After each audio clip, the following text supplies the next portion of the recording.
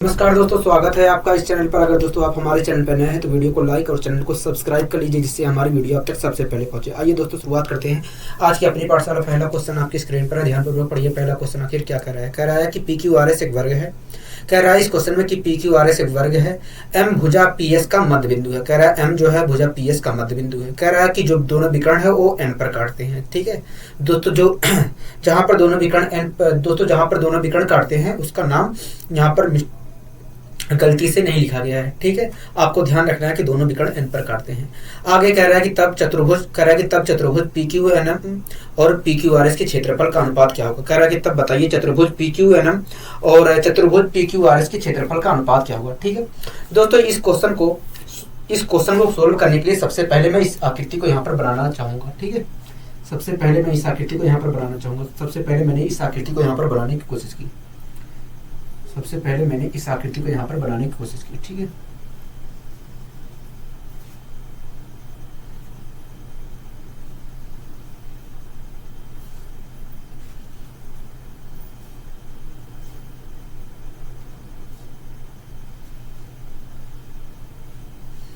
दोस्तों इस क्वेश्चन में कह रहा था कि PQRS एक वर्ग है। क्या है? PQRS वर्ग है। दोस्तों मैंने एक वर्ग बनाया और उसका नाम रख दिया PQRS। ठीक है, कोई दिक्कत है, कोई परेशानी होगा नहीं? हमें यहाँ तक तो कोई दिक्कत कोई परेशानी नहीं है दोस्तों, यहाँ तक कोई दिक्कत कोई परेशानी नहीं होनी चाहिए आपको। ठीक है, आगे कह रहा है दोस्तों, इस क्वेश्चन में कह रहा है PQRS एक वर्ग है। मैंने कहा ठीक है। आगे कह रहा है M जो है भुजा PS का मध्य बिंदु है। दोस्तों ये जो PS है इसका मध्य बिंदु M है, उसका मध्य बिंदु M है। ठीक है, और कह रहा है कि दोनों विकर्ण N पर काटते हैं। दोस्तों दोनों विकर्ण खींचे गए हैं। दोस्तों दोनों विकर्ण खींचे गए हैं।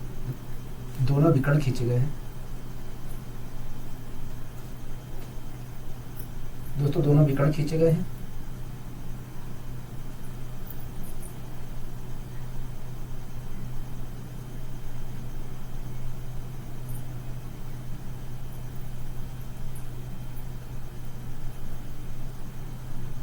दोनों विकर्ण खींचे गए हैं। दोस्तों ठीक है, दोस्तों कह रहा है कि दोनों विकर्ण N पर काटते हैं, तो इसका नाम है दोस्तों N।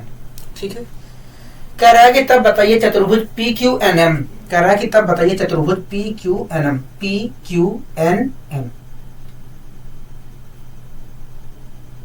चतुर्भुज PQNM कह रहा है कि तब बताइए चतुर्भुज PQNM। कह रहा है इस चतुर्भुज का और चतुर्भुज PQRS के क्षेत्रफल का अनुपात बताइए। हाँ कि ना कहोगे? हाँ ठीक है। दोस्तों आपको एक बात पता है कि चतुर्भुज के दोस्तों आपको पता है एक बात कि अगर वर्ग के दोनों विकर्ण खींच दिए जाते हैं तो वर्ग का जो पूरा क्षेत्रफल होता है 4 बराबर भागों में बढ़ जाता है। हाँ कि ना कहोगे? हाँ। अगर दोस्तों मैं किसी वर्ग में दोनों विकर्ण खींच देता हूं तो जो क्षेत्रफल है वर्ग का वो 4 बराबर भागों में बढ़ जाता है। हाँ कि ना कहोगे? हाँ। मान लीजिए दोस्तों ये जो वर्ग था इसका, ये जो PQRS वर्ग है इसका क्षेत्रफल कुल मिलाकर 8 यूनिट है। क्या है? 8 यूनिट है। अगर दोस्तों पूरे वर्ग का क्षेत्रफल 8 यूनिट है तो एक तरह से देखा जाए तो इस विकर्ण को खींचने पर जो 8 यूनिट क्षेत्रफल था वो 4 भागों में बढ़ गया होगा। कहोगे? हाँ। तो इस प्रकार देखा जाए तो 2 यूनिट इसका क्षेत्रफल रह गया होगा, इसका भी 2 यूनिट हो गया होगा, इसका भी क्षेत्रफल 2 यूनिट हो गया होगा और इस क्षेत्र का भी क्षेत्रफल 2 यूनिट हो गया होगा। हाँ कि ना कहोगे? हाँ ठीक है, यहाँ तक आपको कोई दिक्कत कोई परेशानी कहोगे नहीं?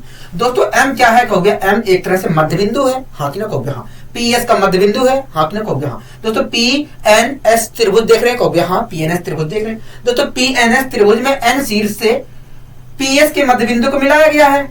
हाँ कि ना कहोगे? हाँ, एक रेखा के द्वारा मिलाया गया, तो एक तरह से क्या है? मीडियन है। और आपको पता है कि मीडियन जो होता है किसी त्रिभुज के अंदर खींचा गया मीडियन जो होता है वो पूरे क्षेत्रफल को 2 बराबर भागों में बांट देता है। हाँ कि ना कहोगे? हाँ। दोस्तों इस त्रिभुज का क्षेत्रफल 2 यूनिट था, लेकिन ये जो मीडियन खींचा गया इसने पूरे क्षेत्रफल को 2 बराबर भागों में बांट दिया। अगर पूरे क्षेत्रफल को 2 बराबर भागों में बांट दिया तो इस त्रिभुज का क्षेत्रफल 1 यूनिट हो गया होगा और इस त्रिभुज का भी क्षेत्रफल 1 यूनिट हो गया होगा। हाँ कि ना कहोगे? हाँ। यहाँ तक कोई दिक्कत कोई परेशानी होगी नहीं? तो आप मुझे बताइए दोस्तों, अगर इस त्रिभुज का क्षेत्रफल 1 यूनिट हो गया होगा और इस त्रिभुज का क्षेत्रफल 1 यूनिट हो गया होगा माध्य का खींचने पर, तो आप मुझे बताइए PQNM का क्षेत्रफल हो कितना जगह? कहोगे देखिए इस प्रकार देखा जाए तो PQNM का क्षेत्रफल 3 यूनिट होगा। कितना यूनिट होगा? 3 यूनिट होगा। हाँ कि ना कहोगे? हाँ। दोस्तों दोस्तों PQNM चतुर्भुज का क्षेत्रफल 3 यूनिट होगा। इस प्रकार देखा जाए, एक बात बताइए, PQRS वर्ग का क्षेत्रफल था कितना? कहोगे 8 यूनिट हमने माना था। हाँ कि ना कहोगे हाँ। तो इस प्रकार दोस्तों देखा जाए तो पी क्यू एन एम और चतुर्भुज और वर्ग पी क्यू आर एस के क्षेत्रफल का जो अनुपात होगा 3:8। क्या होगा? 3:8 होगा। हाँ कि ना कहोगे हाँ। बताइए इस क्वेश्चन में कोई दिक्कत कोई परेशानी होगी नहीं? हमें इस क्वेश्चन में कोई दिक्कत कोई परेशानी नहीं है। आपने अच्छे तरीके से समझाने का प्रयास किया, मैंने कहा ठीक है। आइए दोस्तों हम बढ़ते हैं अपने अगले क्वेश्चन की ओर। अगला दोस्तों क्वेश्चन क्या कह रहा है? कहोगे अगला क्वेश्चन कह रहा है कि एक वर्ग और समचतुर्भुज कह रहा है, एक वर्ग और एक समचतुर्भुज का आधार समान है। कह रहा है जो वर्ग है और जो समचतुर्भुज है एक ही आधार पर बनाए गए हैं। हाँ कि ना कहोगे हाँ। आगे कह रहा है कि और समचतुर्भुज 30 डिग्री पर झुका है। कह रहा है कि जो समचतुर्भुज है वो 30 डिग्री पर झुका हुआ है। ठीक है। कह रहा है ज्ञात करो कि वर्ग और समचतुर्भुज के क्षेत्रफल का अनुपात क्या होगा। कह रहा है कि बताइए वर्ग और समचतुर्भुज के क्षेत्रफल का अनुपात होगा कितना? हाँ कि ना कहोगे हाँ। दोस्तों इस क्वेश्चन में कह रहा है कि एक वर्ग है एक समचतुर्भुज है। ठीक है। और जो वर्ग और समचतुर्भुज हैं वो एक ही आधार पर बनाए गए हैं। हाँ कि ना कहोगे हाँ। आगे कह रहा है कि समचतुर्भुज जो है वो 30 डिग्री के कोण पर 30 डिग्री के कोण पर झुका हुआ है। हाँ कि ना कहोगे हाँ। कह रहा है कि बताइए वर्ग और समचतुर्भुज के क्षेत्रफल का अनुपात क्या होगा। ठीक है। तो दोस्तों सबसे पहले मैं एक वर्ग बना लेता हूँ। सबसे पहले दोस्तों मैं एक वर्ग बना लेता हूँ।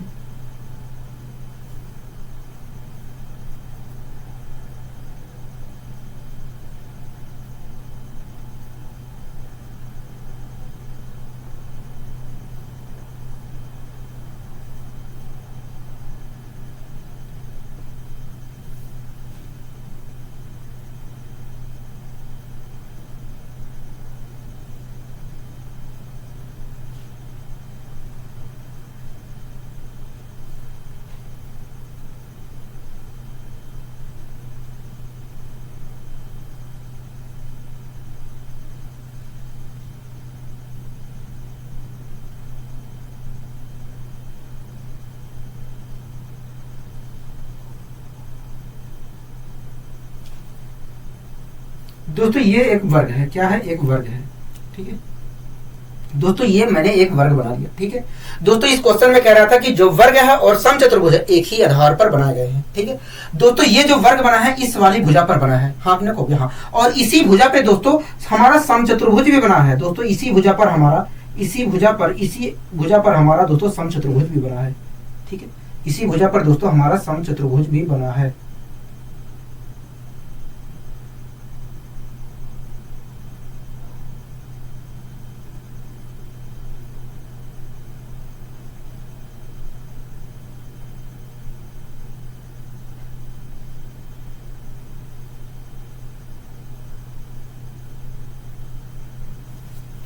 ठीक है, 1 मिनट और रुकिए।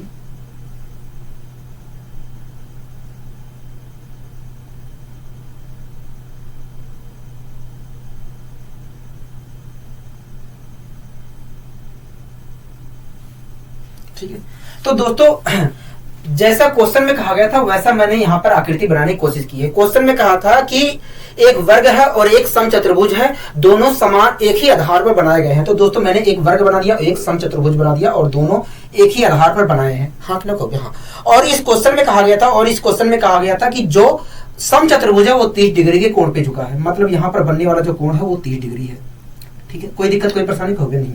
ठीक है, आगे दोस्तों हमसे कह रहा था कि बताइए वर्ग और समचतुर्भुज के क्षेत्रफल का अनुपात क्या होगा। हाँ कि ना कहोगे हाँ। ठीक है दोस्तों, मैंने क्या किया, इस शीर्ष से एक लंब डाल लिया। इस शीर्ष से समचतुर्भुज के इस शीर्ष से एक लंब डाला सामने वाली भुजा पर।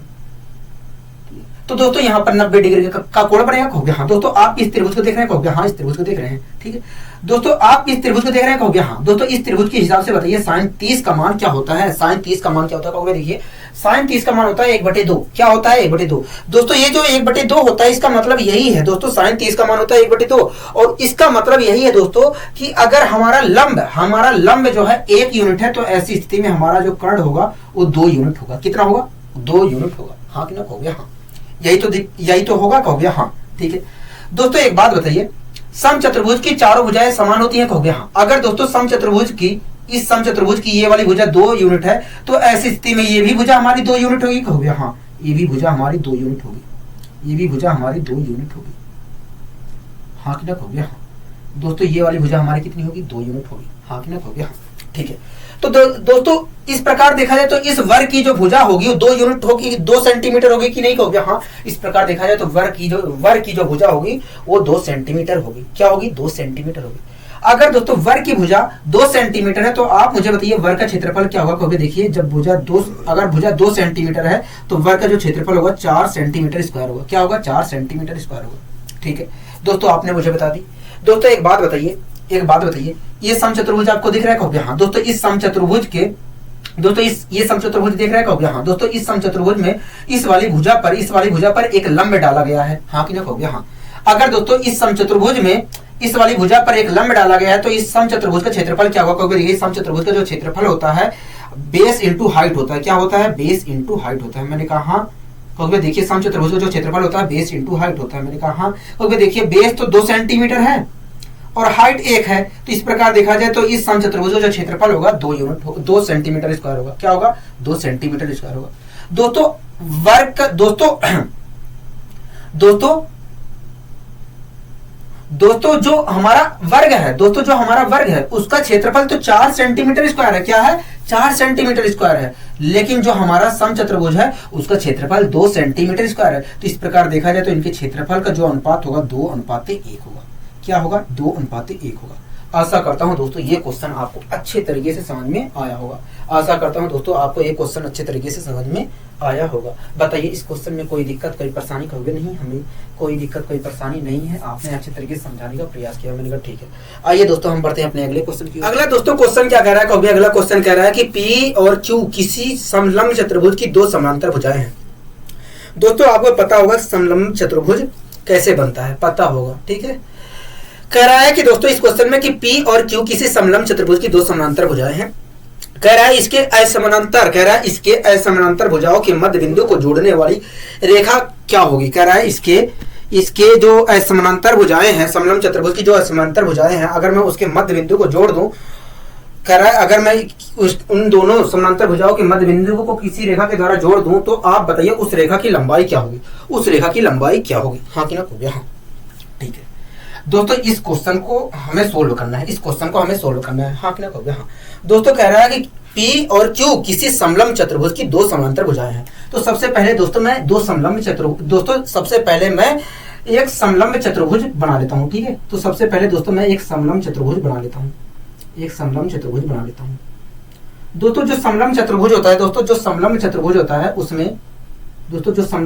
होता है उसमें 2 समानांतर भुजाएं होती हैं। क्या होती हैं? 2 समानांतर भुजाएं होती हैं। दोस्तों समलंब चतुर्भुज में 2 समानांतर भुजाएं होती हैं। क्या होती हैं? 2 समानांतर भुजाएं होती हैं।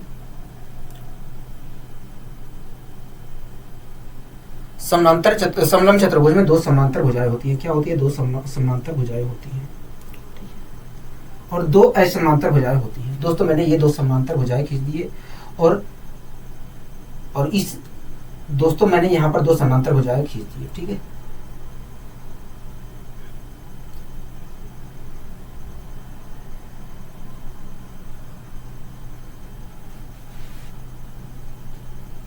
और दोस्तों मैंने 2 असमानांतर भुजाएं बना दी, यहाँ पर खींच दी। ठीक है, तो दोस्तों ये एक तरह से देखा जाए तो समलंब चतुर्भुज है। क्या है? एक समलंब चतुर्भुज है। ठीक है, ये दोस्तों एक समलंब चतुर्भुज है। क्या है? समलंब चतुर्भुज है। ठीक है, आपको कोई दिक्कत है कोई परेशानी? होगा नहीं, हमें यहाँ तक तो कोई दिक्कत कोई परेशानी नहीं है। ठीक है,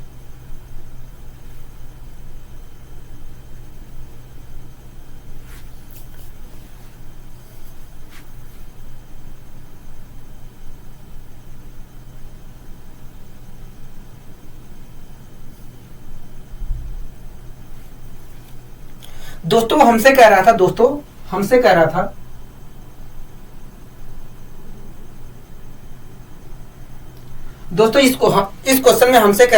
इस क्वेश्चन में हमसे कह रहा था कि P और Q किसी समलंब चतुर्भुज की 2 भुजाएं हैं, समानांतर भुजाएं हैं। हाँ कि ना? कहोगे हाँ। मान लीजिए दोस्तों ये हमें पता है कि इस समलंब चतुर्भुज में ये और ये भुजा समानांतर है। हाँ कि ना? कहोगे हाँ। मतलब इसकी और इसकी जो लंबाई है P और Q है। क्या है? P और Q है। ठीक है दोस्तों, मैं मान ले रहा हूँ इस समलंब चतुर्भुज का नाम ABCD है। क्या है? ABCD है। ठीक है दोस्तों, इस समलंब चतुर्भुज की AB और CD जो समांतर रेखाएं हैं उनकी लंबाई P और Q है। क्या है? P और Q है। ठीक है, हमसे कह रहा है कि इसके असमांतर भुजाओं के मध्य बिंदु को जोड़ने वाली रेखा की लंबाई क्या होगी। दोस्तों इसकी एक दोस्तों ये और ये वाली जो रेखा है इसकी 2 असमांतर रेखाएं हैं। दोस्तों इस वाली रेखा का मध्य बिंदु ये है और इस वाली रेखा का मध्य बिंदु ये है। अगर मैं इस रेखा के मध्य बिंदु को, इस रेखा के मध्य बिंदु को और इस रेखा के मध्य बिंदु को एक रेखा के द्वारा मिला दूं तो ये रेखा जो होगी इसके समानांतर होगी। मतलब ये वाली जो रेखा होगी इसके और इसके समानांतर होगी। हाँ कि ना कहोगे? हाँ, मैंने आपको बताया था। ठीक है दोस्तों, हमें निकालना है, हमें पता करना है कि बताइए इसकी लंबाई क्या होगी। हाँ कि ना कहोगे? हाँ। मान लीजिए दोस्तों AB, दोस्तों मान लीजिए दोस्तों AD का जो मध्य बिंदु है वो E है। क्या है? E है। इसी प्रकार दोस्तों BC का जो मध्य बिंदु है F है। ठीक है दोस्तों, हम यहां से दोस्तों मैं यहां पर निकलवाऊंगा कि इसकी लंबाई क्या होगी। ठीक है, और इसी चीज को आपको कॉन्सेप्ट बना लेना है। क्या बना लेना है? कॉन्सेप्ट बना लेना है। ठीक है, उसके ऊपर जो भी क्वेश्चन आएगा आपको उसी कॉन्सेप्ट के बेस पे करना है। ठीक है, कोई दिक्कत कोई परेशानी वाली बात नहीं है। ठीक है दोस्तों, मैंने A और C शीर्ष को एक रेखा के द्वारा मिला दिया। ठीक है, मतलब इस समलंब चतुर्भुज का मैंने एक विकर्ण खींच दिया। मतलब इस समलंब चतुर्भुज में मैंने AC विकर्ण को खींच दिया। ठीक है, कोई दिक्कत कोई परेशानी कहोगे नहीं। दोस्तों आप मुझे बताइए EF जो है AB के समानांतर है कि नहीं कहोगे? हाँ, समानांतर है। ठीक है, तो समानांतर है तो ऐसी स्थिति में AP, ऐसी स्थिति में AB और ये वाली जो भुजा है ये भी समानांतर होगी कहोगे? हाँ। मान लीजिए दोस्तों ये जो हमने AC विकर्ण खींचा है EF को ऊपर काटा है। ठीक है, तो दोस्तों अगर EF समानांतर है AB के तो ऐसी स्थिति में AB समानांतर होगा OF के कि नहीं कहोगे? हाँ, OF के समानांतर होगा, OF के समानांतर होगा। मैंने कहा ठीक है दोस्तों, आपने कहा कि भैया समानांतर होगा। क्या होगा? समानांतर होगा। ठीक है दोस्तों, एक बात बताइए F क्या है कहोगे? F देखा जाए तो ये BC का मध्य बिंदु है। हाँ कि ना कहोगे? हाँ। मतलब अगर BC की लंबाई 2 यूनिट है तो ऐसी स्थिति में यहां से यहां तक का जो यहां से यहां तक की दूरी 1 होगी, यहां से यहां तक की दूरी यहाँ 1 होगी। हाँ कि ना कहोगे? हाँ, क्योंकि ये मध्य बिंदु है कहोगे? हाँ ठीक है दोस्तों, मैंने दोस्तों हमें पता चल गया दोस्तों कि अगर F BC का मध्य बिंदु है तो ऐसी स्थिति में यहां से यहां तक की लंबाई अगर 1 होगी तो यहां से यहां तक की भी लंबाई 1 होगी। अगर यहां से यहां तक की लंबाई 2 होगी तो यहां से यहां तक की भी लंबाई 2 होगी। हाँ कि ना कहोगे? हाँ। मान लिया दोस्तों मैंने FC की लंबाई 1 है तो ऐसी स्थिति में BC की लंबाई भी 1 यूनिट होगी। हाँ कि ना कहोगे? हाँ। कोई दिक्कत कोई परेशानी कहोगे नहीं? ठीक है, हमें कोई दिक्कत कोई परेशानी है कि नहीं कहोगे? नहीं। दोस्तों एक बात बताइए, आप CBA त्रिभुज देख रहे हैं कहोगे? हाँ। ABC त्रिभुज देख रहे हैं कहोगे? हाँ। दोस्तों ABC त्रिभुज आप देख रहे हैं कहोगे? हाँ। दोस्तों ABC त्रिभुज में AB के समानांतर OF रेखा को खींचा गया है। हाँ कि ना कहोगे? हाँ ठीक है, तो देखा जाए तो अगर दोस्तों ABC त्रिभुज में AB के समानांतर OF रेखा को खींचा गया है तो ऐसी स्थिति में ये त्रिभुज और ये ABC त्रिभुज हमारा समरूप होगा। छोटा वाला त्रिभुज और ABC जो त्रिभुज है वो समरूप होगा। हाँ कि ना कहोगे? हाँ। और आपको ये भी बात पता है कि जब दो त्रिभुज समरूप होते हैं तो ऐसी स्थिति में संगत भुजाओं का अनुपात बराबर होता है कहोगे? हाँ ठीक है, तो दोस्तों आपको पता है कि CF भुजा का CB भुजा के साथ जो अनुपात होगा वो क्या कहलाएगा कहोगे? संगत भुजाओं का अनुपात कहलाएगा। हाँ कि ना कहोगे? हाँ। तो CF भुजा का CB भुजा के साथ अनुपात है कितना कहोगे? देखिए CF भुजा की लंबाई 1 है और CB भुजा की लंबाई 2 है। इस प्रकार देखा जाए तो CF भुजा का CB भुजा के साथ जो अनुपात है वो 1:2 है। हाँ कि ना कहोगे? हाँ। इसी प्रकार दोस्तों FO भुजा का AB भुजा के साथ जो अनुपात होगा वही अनुपात दोस्तों इसी प्रकार OF भुजा का AB भुजा के साथ जो अनुपात होगा वो भी तो संगत भुजाओं का अनुपात कहलाएगा कहोगे? हाँ। दोस्तों आपको पता है कि जब दो त्रिभुज समरूप होते हैं तो ऐसी स्थिति में संगत भुजाओं का अनुपात बराबर होता है।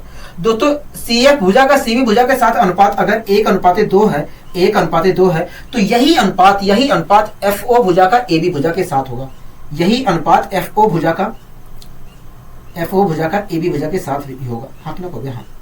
मतलब FO और AB का जो अनुपात होगा, FO और AB भुजा का जो अनुपात होगा 1:2 होगा। क्या होगा? 1:2 होगा। हाँ कि ना कहोगे? हाँ ठीक है दोस्तों, मैंने यहाँ से FO की वैल्यू निकाल ली। क्या निकाल ली? FO की वैल्यू निकाल ली। अगर दोस्तों मैं FO की वैल्यू यहाँ से निकालता हूँ तो AB/2 आएगा। क्या आएगा? AB/2 आएगा। ठीक है, यहाँ तक आपको कोई दिक्कत कोई परेशानी कहोगे नहीं।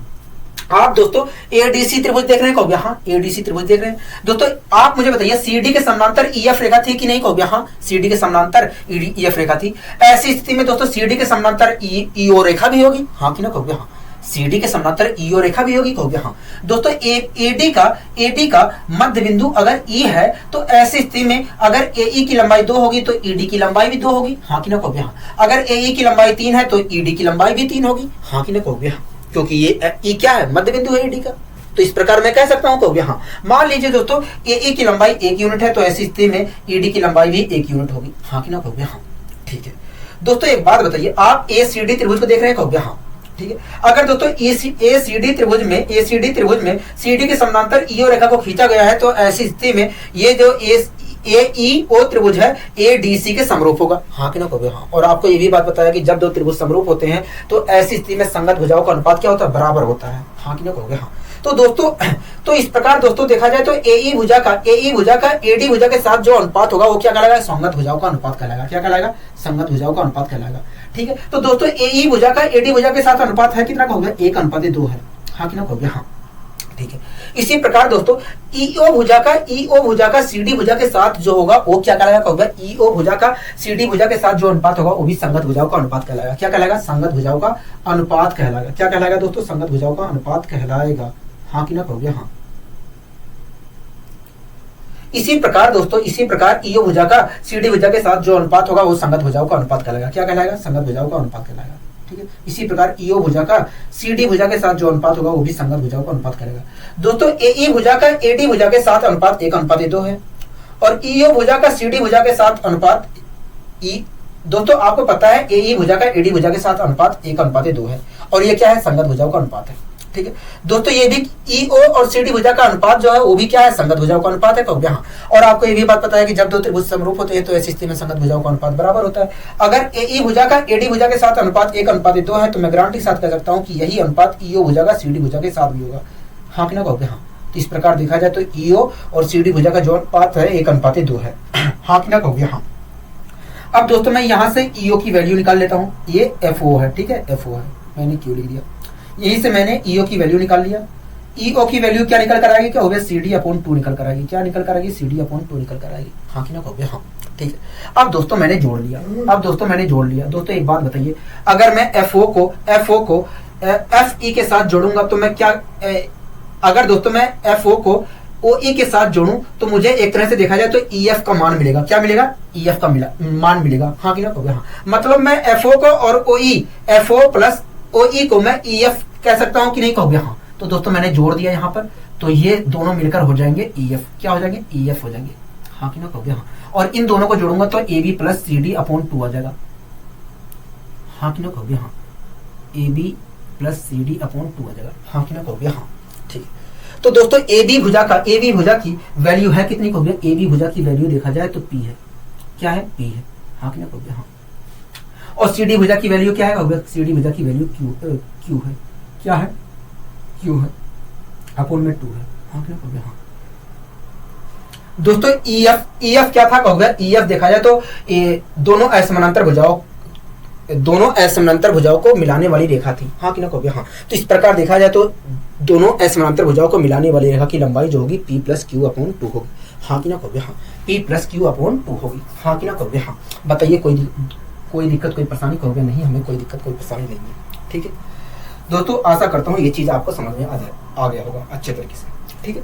अब दोस्तों आप यहीं से दोस्तों एक बात बताइए, ये एक समलंब चतुर्भुज थी, कहोगे हाँ। दोस्तों एक बात बताइए, ये एक समलंब चतुर्भुज था, हाँ कि ना कहोगे हाँ।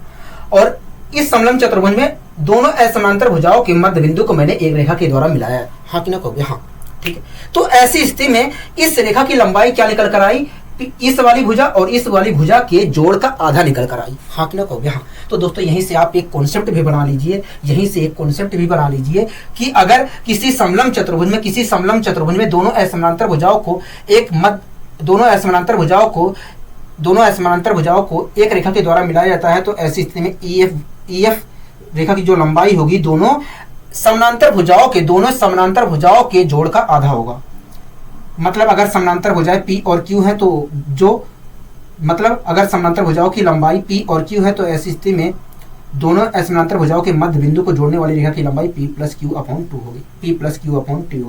दोस्तों ये आपको ध्यान रखना है, आपको दोस्तों एक समलंब चतुर्भुज देगा और ये वाली समानांतर भुजा और ये वाली समानांतर भुजा दे देगा और कहेगा कि भैया बताइए दोनों असमानांतर भुजाओं के मध्य बिंदु को जोड़ने वाली रेखा की लंबाई क्या होगी। तो आपको कुछ नहीं करना है, आपको इस और इस भुजा के जोड़ का आधा कर देना है और आपको इस वाली भुजा की लंबाई मिल जाएगी, ठीक है। तो दोस्तों आपको एक कॉन्सेप्ट भी बन गया, यहाँ पर आपका एक कॉन्सेप्ट भी बन गया, ठीक है। तो आपको हमेशा ध्यान रखना है इसके ऊपर। आइए हम 1-2 क्वेश्चन भी ले लेते हैं जिससे और क्लियरिटी आ जाए।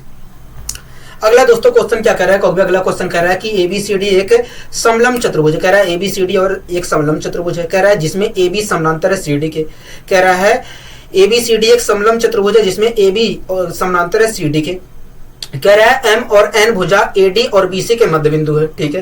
कह रहा है यदि एबी की लंबाई 14 सेंटीमीटर है और एम एन भुजा की लंबाई 15 सेंटीमीटर है तो सीडी भुजा की लंबाई बताइए, सीडी भुजा की लंबाई बताइए, हाँ कि ना कहोगे, हाँ ठीक है। दोस्तों कह रहा है एक समलंब चतुर्भुज है, तो सबसे पहले मैं एक समलंब चतुर्भुज बना लेता हूँ, सबसे पहले मैं एक समलंब चतुर्भुज बना लेता हूँ, ठीक है। कह रहा है एबीसीडी एक समलंब चतुर्भुज है, तो सबसे पहले मैंने एक समलंब चतुर्भुज यहां पर बना लिया,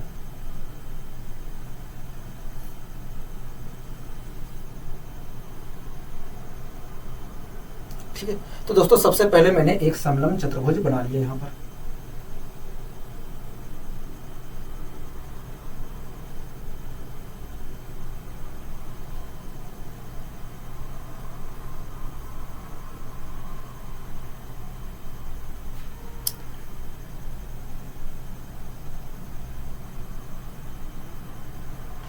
दोस्तों ये एक समलंब चतुर्भुज है। दोस्तों इस क्वेश्चन में कह रहा था कि ए बी सी डी एक समलंब चतुर्भुज है, ठीक है। कह रहा है ए बी और सी डी समानांतर रेखा है, तो दोस्तों मैंने एक समलंब चतुर्भुज बनाया ए बी सी डी, ठीक है। इस क्वेश्चन में कह रहा था ए बी और सी डी समानांतर है, तो दोस्तों आपको नामकरण इस प्रकार से करना है कि ए बी और सी डी समानांतर हो, ए बी और सी डी भुजा समानांतर हो, इस प्रकार नामकरण करना है, ठीक है। अगर दोस्तों मैं ऐसे नामकरण करता ए बी सी डी, तो ऐसी स्थिति में दोस्तों ए बी और सी डी भुजा समानांतर नहीं होती, हाँ कि ना कहोगे, हाँ। तो आपको ये चीज ध्यान रखना है, आपको ये चीज ध्यान रखना है, ठीक है। कह रहा है दोस्तों एक समलंब चतुर्भुज ए बी सी डी है, ठीक है। कह रहा है ए बी समानांतर है सी डी के, मैंने कहा ठीक है। आगे कह रहा है एम और एन ए डी और बी सी के मध्य बिंदु है, दोस्तों ए डी का मध्य बिंदु एम है और बी सी का मध्य बिंदु एन है, ठीक है। कह रहा है आगे यदि ए बी की लंबाई, कह रहा है ए बी भुजा की लंबाई 14 सेंटीमीटर है, ठीक है। कह रहा है एम एन जो भुजा है उसकी लंबाई 15 सेंटीमीटर, दोस्तों एम एन को एक रेखा के द्वारा मिलाया गया है और कह रहा है कि उसकी जो लंबाई है 15 सेंटीमीटर है, क्या है 15 सेंटीमीटर है। कह रहा है ये जो सी डी भुजा इसकी लंबाई बताइए, क्या बताइए, सी डी की लंबाई बताइए, हाँ कि ना कहोगे, हाँ ठीक है। दोस्तों आपको दिख रहा है कि ये एक समलंब चतुर्भुज है और इस समलंब चतुर्भुज में दोनों असमानांतर भुजाओं का मध्य बिंदु एम एन है, हाँ कि ना कहोगे, हाँ। तो ऐसी स्थिति में एम एन भुजा की जो लंबाई होगी, ऐसी स्थिति में एम एन भुजा की जो लंबाई होगी वो दोनों समांतर भुजाओं के जोड़ का आधा होगा, हाँ कि ना कहोगे, हाँ। मतलब एम एन भुजा की जो लंबाई होगी A B plus C D upon 2 होगी, A B plus C D upon 2 होगी, हाँ कि ना कहोगे, हाँ ठीक है। कोई दिक्कत कोई परेशानी कहोगे नहीं। दोस्तों एम एन की इस क्वेश्चन के हिसाब से देखा जाए तो एम एन की वैल्यू 15 दिया है, तो मैं 3 मल्टीप्लाई करूंगा तो ए प्लस सी डी का जोड़ जो आएगा, A B plus C D भुजा का जोड़ आएगा वो आएगा 3, ए बी और सी डी भुजा का जो, एक मिनट रुकिए दोस्तों, एम एन भुजा की लंबाई कितनी दी है, कहोगे 15 दिया, मैंने यहाँ पर 15 रख लिया, ठीक है। और 2 मल्टीप्लाई हो जाएगा तो 30 आ जाएगा, हाँ कि ना कहोगे, हाँ। ए बी भुजा की लंबाई हमें 14 दिया है, ठीक है। सी डी भुजा की लंबाई हम निकाल सकते हैं यहाँ से, अगर मैं सी डी भुजा की लंबाई निकालता हूँ तो आएगा 16 सेंटीमीटर, क्या आएगा 16 सेंटीमीटर। मतलब ये जो सी डी भुजा होगी, दूसरी जो समानांतर भुजा सी डी होगी उसकी लंबाई दोस्तों 16 सेंटीमीटर होगी।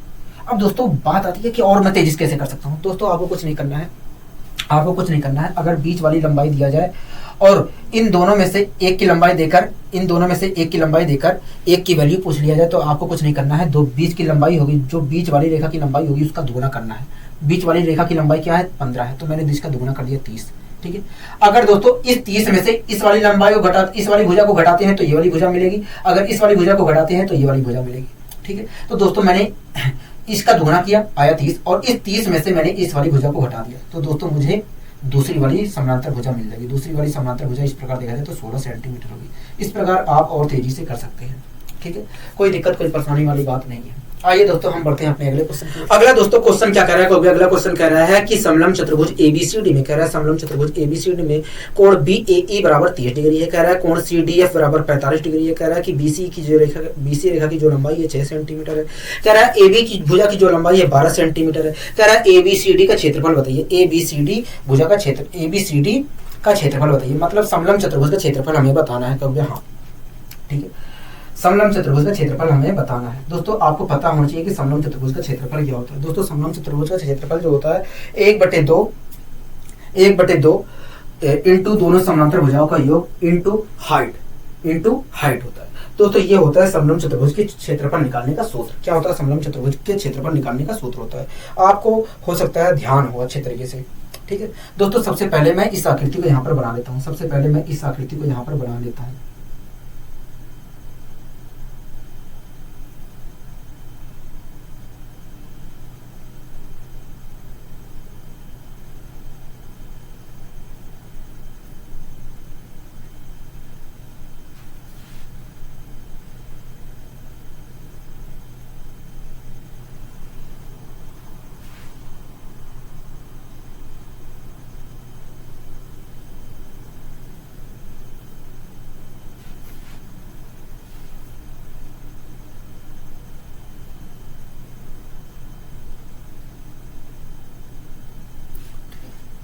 एक मिनट और रुकिए।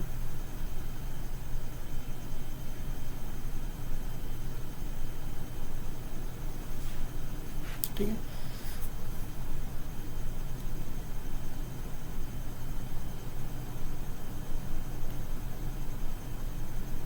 ठीक है दोस्तों, ये हमारा एक समलंब चतुर्भुज ABCD है। इस शीर्ष का नाम A है, इस शीर्ष का नाम B है, इस शीर्ष का नाम C है, इस शीर्ष का नाम D है। ठीक है, कोई दिक्कत कोई परेशानी होगी नहीं। दोस्तों इस क्वेश्चन में कह रहा है BAE बराबर 30 डिग्री है। कह रहा है यहाँ पर जो बनने वाला कोण है वो 30 डिग्री है। ठीक है, इसी प्रकार दोस्तों यहाँ पर बनने वाला कोण हमें 45 डिग्री दिया है, 45 डिग्री दिया है। हाँ कि ना कहोगे? हाँ। ठीक है दोस्तों, जो BC भुजा है, जो समांतर भुजा, जो समलंब चतुर्भुज की जो छोटी वाली भुजा, दोस्तों समांतर भुजा की, दोस्तों समलंब चतुर्भुज में जो समांतर रेखाएं हैं उसमें से जो छोटी वाली भुजा है उस रेखा की लंबाई 6 सेंटीमीटर दी है। मतलब BC की भुजा की जो लंबाई है 6 सेंटीमीटर। ठीक है, कह रहा है दोस्तों ये जो AB भुजा है, दोनों समांतर भुजाओं में से जो AB भुजा है उसकी लंबाई 12 सेंटीमीटर है। क्या है? 12 सेंटीमीटर है। इसकी लंबाई दोस्तों हमें 12 सेंटीमीटर दिया है। ठीक है, कितना दिया है? 12 सेंटीमीटर दिया है। ठीक है दोस्तों, यहां से B शीर्ष से एक लंब डाला गया है, एक लंब डाला गया है सामने वाली भुजा पर, सामने वाली भुजा पर लंब डाला गया है। हाँ कि ना कहोगे? हाँ। इसी प्रकार C शीर्ष से भी एक लंब डाला गया सामने वाली भुजा पर। ठीक है दोस्तों, ये भी देखा जाए तो लंब है, ये भी देखा जाए तो लंब है। हाँ कि ना कहोगे? हाँ। तो इस प्रकार देखा जाए तो मैं कह सकता हूँ कि ये वाली जो रेखा है इसके समांतर होगी। हाँ कि ना कहोगे? हाँ। वैसे भी आप समझ सकते हैं दोस्तों, वैसे भी आप समझ सकते हैं, जरूरी नहीं है, क्योंकि दोस्तों ये समांतर भुजा है और ये भी समांतर भुजा है, और आपको पता है कि दो समांतर भुजाओं के बीच की दूरी, दो समांतर भुजाओं के बीच की दूरी बराबर होती है। मतलब ये वाली जितनी रेखा की लंबाई होगी उतनी ही रेखा की लंबाई ये होगी। हाँ कि नहीं होगी? हाँ।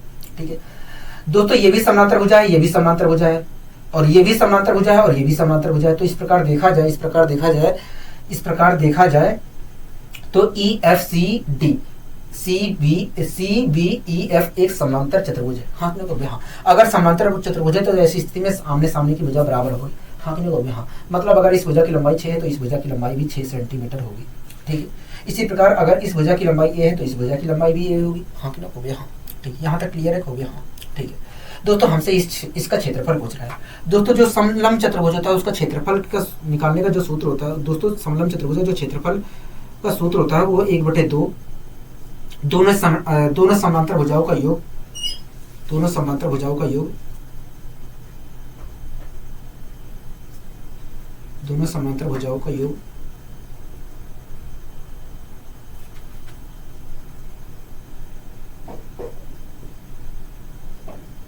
इंटू हाइट होता है। क्या होता है? इंटू हाइट होता है, इंटू हाइट होता है। ठीक है दोस्तों, ये समलंब चतुर्भुज का क्षेत्रफल निकालने का सूत्र होता है। समलंब चतुर्भुज के क्षेत्रफल निकालने का सूत्र होता है। क्या? समलंब चतुर्भुज के क्षेत्रफल निकालने का सूत्र होता है। ठीक है, आपको ये चीज ध्यान रखना है, आपको ये चीज ध्यान रखना है। ठीक है, अब दोस्तों हम, ये तो हाइट है, दोनों समानांतर भुजाओं के बीच की दूरी है, ये एक तरह से देखा जाए तो हाइट है। हाँ कि नहीं कहोगे? हाँ।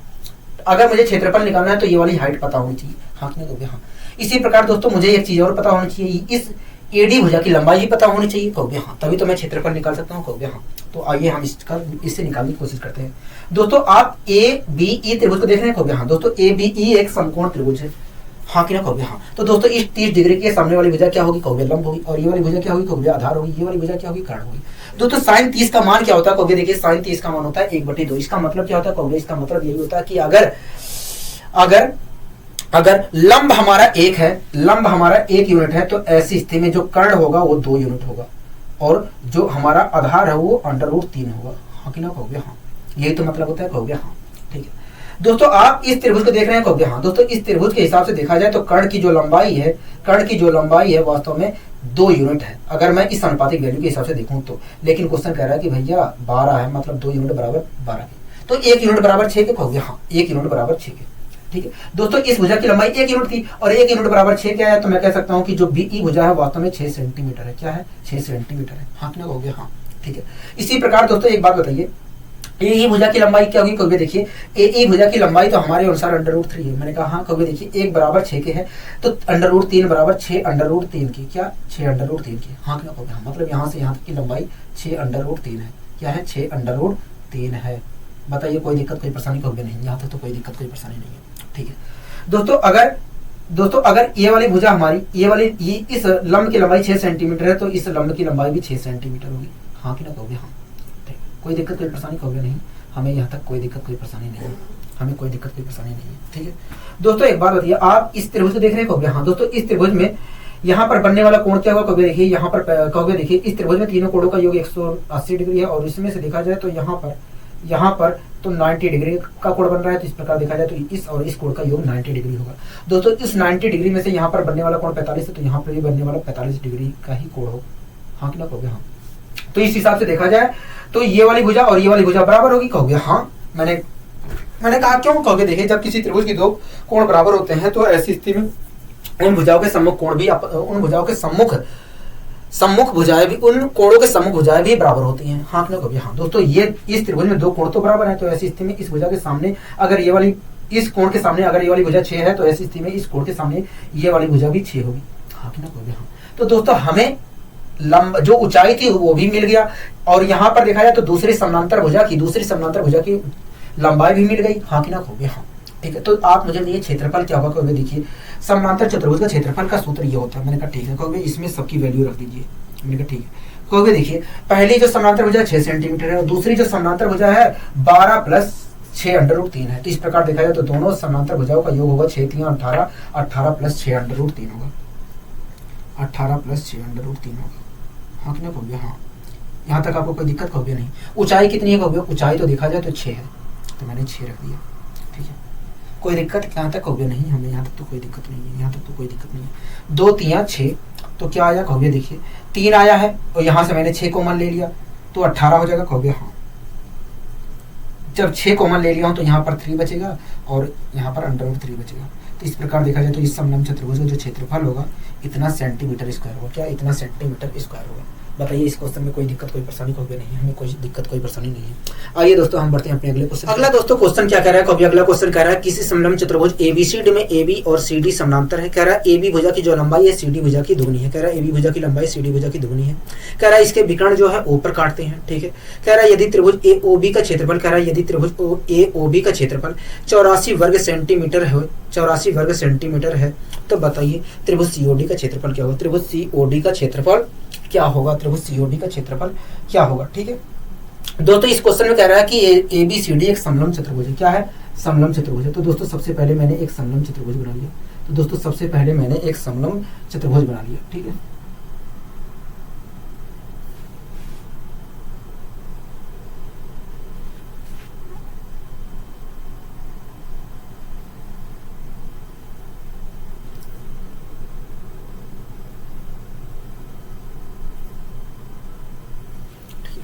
तो दोस्तों सबसे पहले मैंने एक समलंब चतुर्भुज बना लिया। क्या बना लिया? एक समलंब चतुर्भुज बना लिया आपके सामने, एक समलंब चतुर्भुज बना लिया। ठीक है, कोई दिक्कत कोई परेशानी, कहोगे नहीं।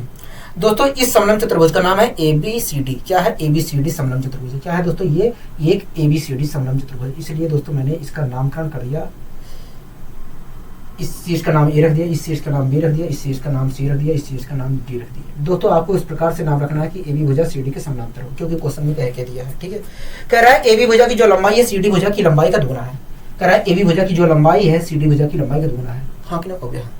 कह रहा है AB भुजा, ओहो एक मिनट, ठीक है दोस्तों एक बात और आपको ध्यान रखना है, यहाँ पर क्वेश्चन में कहा है ए बी भुजा की लंबाई जो है सी डी भुजा का दोगुना है, मतलब ए बी भुजा की लंबाई जो है सी डी से बड़ी है। यहाँ पर देखा जाए तो ए बी भुजा की लंबाई सी डी से बड़ी हो ही नहीं सकती है, हाँ कि ना कहोगे हाँ। तो दोस्तों आपको नामकरण तो एक तरह से देखा जाए तो शुरुआत में हमने सही रखा, लेकिन आगे मैं बढ़ रहा हूँ तो यहाँ पर नामकरण गलत हो जा रहा है, हाँ कि ना कहोगे हाँ। दोस्तों हमें इस प्रकार से नामकरण करना है कि ए बी भुजा सी डी के बराबर, ए बी भुजा और सी डी भुजा की जो है समानांतर हो, और ए बी भुजा की लंबाई सी डी भुजा की लंबाई का दोगुना हो, ये भी हमें ध्यान रखना है, ठीक है।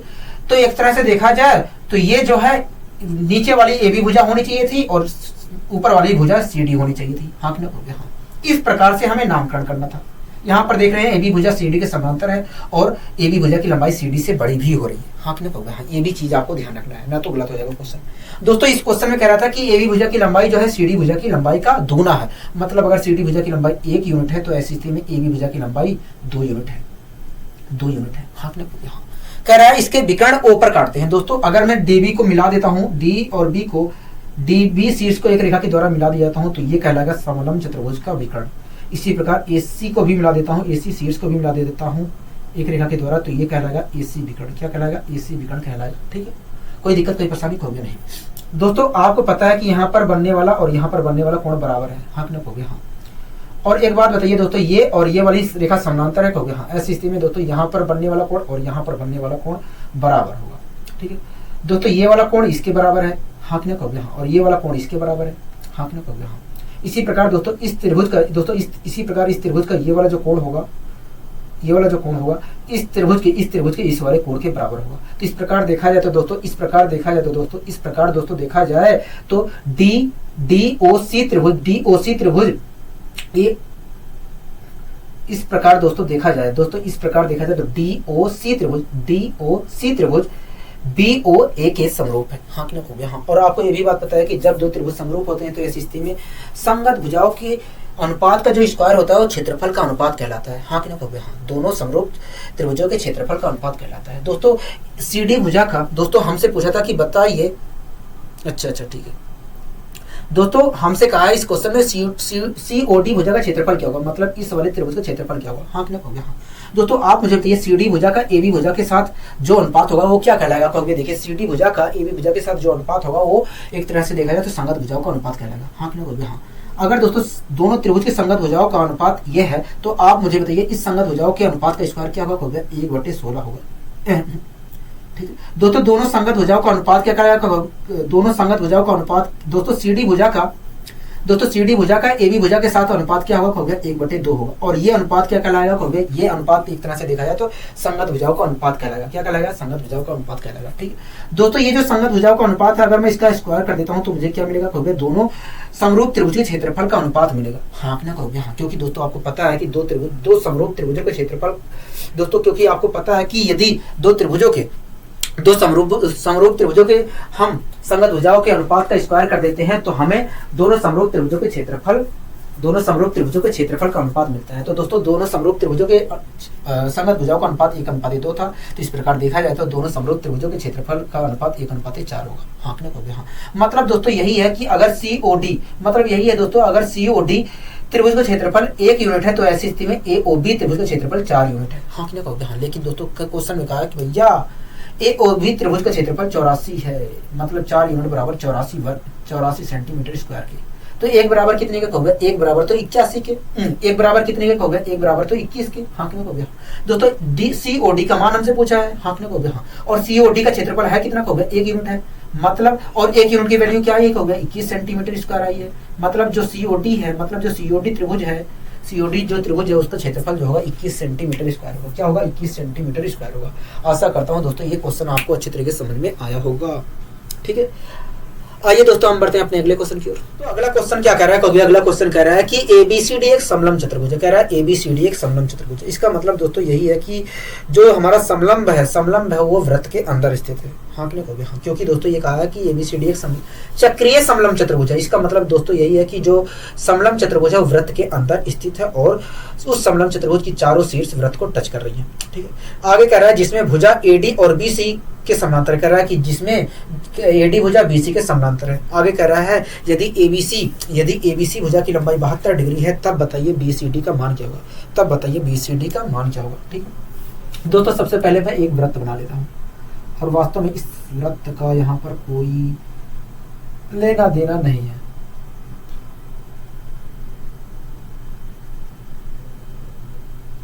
मेरे ख्याल से, ठीक है, लेना देना होगा तो अभी पता चल जाएगा। वैसे मेरे ख्याल से यहाँ पर लेना देना कुछ नहीं है, इस क्वेश्चन में लेना देना नहीं है। ठीक है दोस्तों, कहा है कि एबीसीडी एक चक्रीय समलंब चतुर्भुज है, तो इसलिए दोस्तों मैंने एक चक्रीय समलंब चतुर्भुज बना लिया। ठीक है दोस्तों, चक्रीय समलंब चतुर्भुज बनाने के लिए मुझे एक वृत्त बनाना पड़ेगा और उसके अंदर एक समलंब चतुर्भुज बनाना पड़ेगा और उस समलंब चतुर्भुज की चारों शीर्ष जो होंगे वृत्त को टच कर रही होंगी, वृत्त को टच कर रही होंगी। इस प्रकार दोस्तों मैंने समलंब चतुर्भुज बनाया कि उस समलंब चतुर्भुज की चारों शीर्ष जो है वृत्त को टच करें। ठीक है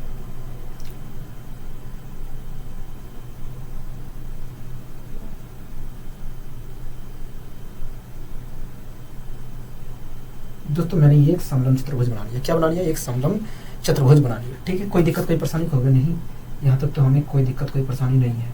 मैंने कहा ठीक है दोस्तों, इस क्वेश्चन में कह रहा था कि एबीसीडी एक समलंब चतुर्भुज है। अब दोस्तों मुझे ये नहीं पता है कि इस शीर्ष का नाम ये है, ये रखूं कि इस शीर्ष का नाम ये रखूं। हाँ ना को आगे दोस्तों आपको पता चलेगा। कह रहा है एडी और बीसी के समानांतर है। कह रहा है एडी जो है इसमें कह रहा है जिसमें एडी भुजा बीसी के समानांतर है। ठीक है, तो एक तरह से देखा जाए तो ये एडी हो सकती है और ये बीसी हो सकती है, या ये बीसी हो सकती है या एडी हो सकती है। आंकड़ों को भी हाँ दोस्तों, ये इसके बारे में तो हमें जानकारी नहीं दिया है, इसलिए हम यहाँ पर इसे भी एडी मान सकते हैं, इसे भी एडी मान सकते हैं। दोस्तों मैंने इस प्रकार से नामकरण किया कि इसका नाम एडी पड़े। ठीक है, तो मैंने यहाँ पर ए रखा, यहाँ पर बी रखा, यहाँ पर सी रखा, यहाँ पर डी रखा। तो इस प्रकार देखा जाए तो दोस्तों एडी और बीसी समानांतर है। क्या है? एडी और बीसी समानांतर है। हाँ जैसा क्वेश्चन में कहा है। आगे कह रहा है एबीसी भुजा की लंबाई 72 है। कह रहा है एबीसी भुजा की जो लंबाई है वो 72 है। क्या है? 72 है। ठीक है, कह रहा है कि एबीसी भुजा की लंबाई जो है 72 है। ठीक है, कोई दिक्कत कोई परेशानी होगी नहीं, हमें यहाँ तक तो कोई दिक्कत कोई परेशानी नहीं है। ठीक है, कह रहा है दोस्तों बीसीडी का मान बताइए, बीसीडी का मान बताइए। ये वाला कोण पूछ रहा है हमसे, ये वाला कोण पूछ रहा है। ठीक है, अब दोस्तों इस कोण का जो मान होगा 72 डिग्री होगा। मैं कैसे हो रहा है मैं बता दे रहा हूँ।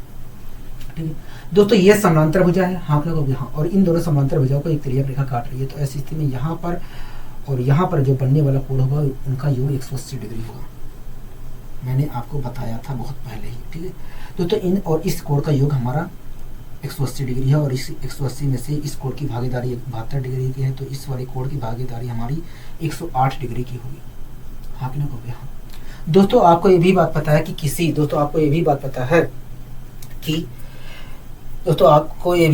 कि चक्रीय समचतुर्भुज, दोस्तों आपको ये भी बात पता है कि चक्रीय चतुर्भुज के आमने सामने के कोणों का योग 180 होता है। दोस्तों एक तरह से देखा जाए तो एक चक्रीय चतुर्भुज है और ऐसी स्थिति में ए और सी का जो योग होगा 180 डिग्री होगा और बी और डी का जो होगा ये योग 180 डिग्री होगा। दोस्तों हमें पता है कि ए और सी कोण का जो योग है 180 डिग्री है और इस 180 डिग्री में से इस कोण की भागीदारी 108 डिग्री है। तो इस प्रकार देखा जाए तो इस कोण की भागीदारी 72 डिग्री होगी। क्या होगी? 72 डिग्री होगी। मतलब यहाँ पर जो बनने वाला कोण है वो एक तरह से देखा जाए तो 72 डिग्री है। क्या है? 72 डिग्री है। दोस्तों इस क्वेश्चन में हमसे इस कोण की वैल्यू पूछा था, तो मैं कह सकता हूँ कि कोण ए, तो इस प्रकार मैं कह सकता हूँ बी सी डी का जो मान होगा 72 डिग्री होगा। क्या होगा? 72 डिग्री होगा। ठीक है, 72 डिग्री होगा। कोई दिक्कत कोई परेशानी होगी नहीं, हमें यहाँ तक तो कोई दिक्कत कोई परेशानी नहीं है। आइए दोस्तों हम बढ़ते हैं अपने अगले क्वेश्चन की ओर। दोस्तों अगला क्वेश्चन क्या कह रहा है? अगला क्वेश्चन कह रहा है कि एबीसीडी एक समलंब चतुर्भुज है। कह रहा है जिसमें एबीसीडी, कह रहा है एबी जिसमें है सीडी भुजा के समानांतर। कह रहा है एबी भुजा और सीडी भुजा समानांतर है। कह रहा है एबी भुजा की लंबाई 8 है, बीसी भुजा की लंबाई 10 है, सीडी भुजा की लंबाई 12 है और एडी भुजा की लंबाई 16 है। तब बताइए AC square plus BD square का मान क्या होगा? एसी प्लस बीडी स्क्वायर का मान क्या होगा? ठीक है, एसी और प्लस बीडी स्क्वायर का मान क्या होगा? ठीक है, कोई दिक्कत कोई परेशानी होगी नहीं। दोस्तों इस क्वेश्चन को सोल्व करवाने से पहले मैं एक चीज़ और आपको समझा दे रहा हूँ। एक कॉन्सेप्ट है, मैं उससे बताने की कोशिश कर रहा हूँ। ठीक है, इस क्वेश्चन को सोल्व करवाने से पहले मैं एक कॉन्सेप्ट बता देता हूँ।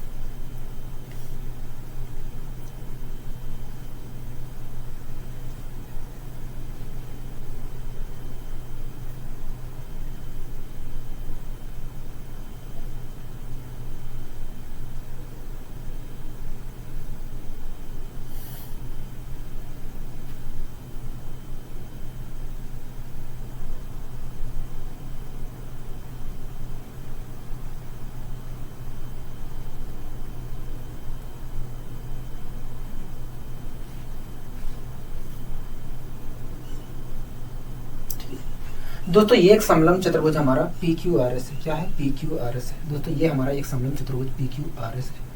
पी क्यू आर एस है। ठीक है, ठीक है दोस्तों, ये हमारा एक समलंब चतुर्भुज पी क्यू आर एस है। अगर दोस्तों मैं इस समलंब चतुर्भुज के पी आर विकर्ण को खींच दूँ, पी आर विकर्ण को खींच दूँ और एस क्यू विकर्ण को खींच दूँ, एस क्यू विकर्ण को खींच दूँ, ठीक है दोस्तों, हमारा एक समलंब चतुर्भुज पी क्यू आर एस है। ठीक है, अगर दोस्तों इस समलंब चतुर्भुज में पी आर विकर्ण और एस क्यू विकर्ण को खींच दूं तो ऐसी स्थिति में दोनों विकर्णों का जो स्क्वायर होगा, ऐसी स्थिति में दोस्तों दोनों विकर्णों की स्क्वायर का जो योग होगा, दोनों विकर्णों के स्क्वायर का जो योग होगा वो वास्तव में दोनों असमानांतर भुजाओं के योग, दोनों असमानांतर भुजाओं के वर्गों का योग, दोनों असमानांतर भुजाओं के वर्गों का योग प्लस 2 प्लस दोनों समानांतर भुजाओं के योग का दुगुना होगा। दोनों समानांतर भुजाओं के गुणनफल का दुगुना होगा, के बराबर होगा। दोनों समानांतर भुजाओं के गुणनफल का दुगुना होगा। ठीक है दोस्तों, ये हमारा एक कॉन्सेप्ट होता है। ठीक है दोस्तों, अगर कोई समलंब चतुर्भुज हमारा पी क्यू आर एस है और उसमें पी आर और एस क्यू विकर्ण को खींचा जाए तो ऐसी स्थिति में दोनों विकर्णों के स्क्वायर का जो योग होगा,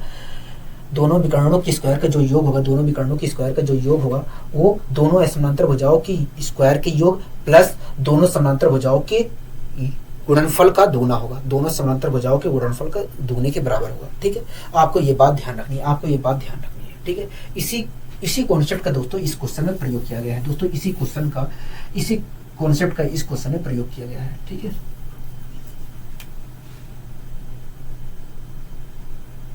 दोस्तों, इस क्वेश्चन में कह रहा है कि एक समलंब चतुर्भुज हमारा ABCD है। ठीक है, कह रहा है AB समानांतर है CD के, ठीक है। आगे भी देख लेते हैं दोस्तों। इस क्वेश्चन में कहा है कि AB समानांतर है CD के। हाँ हो गया, आगे भी देख लेते हैं। कह रहा है AB भुजा की लंबाई 8 है और CD भुजा की लंबाई 12 है। अब बताइए दोस्तों, AB और CD समानांतर है। हाँ कि ना हो गया? हाँ, जिसमें से कह रहा है कि CD भुजा की लंबाई 12 है, AB भुजा की लंबाई 10 है। तो आप मुझे बताइए, ऊपर वाला AB होगा कि नीचे वाला AB होगा? अगर AB भुजा की लंबाई 8 है, CD भुजा की लंबाई 12 है, कहोगे ऊपर वाला हमारा AB होगा। तो इस प्रकार से मैंने नामकरण किया कि ऊपर वाला जो हमारा है, कि AB समानांतर हो CD के और जो AB की लंबाई हो वो CD से छोटी हो। ठीक है दोस्तों, इस क्वेश्चन में कह रहा है कि AB की जो लंबाई है वो 8 है। ठीक है, कह रहा है जो CD है उसकी लंबाई 12 है, CD जो भुजा है उसकी लंबाई 12 है। ठीक है, कह रहा है जो BC भुजा है, उसकी लंबाई 10 है।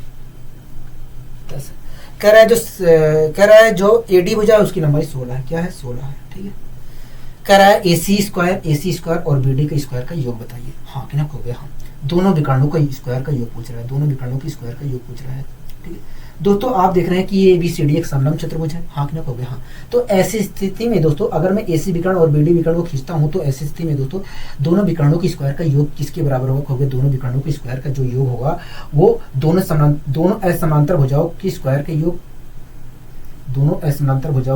योग, प्लस दोनों समानांतर भुजाओं के गुणनफल के बराबर होगा। दोनों समानांतर भुजाओं के गुणनफल के दुगने के बराबर होगा।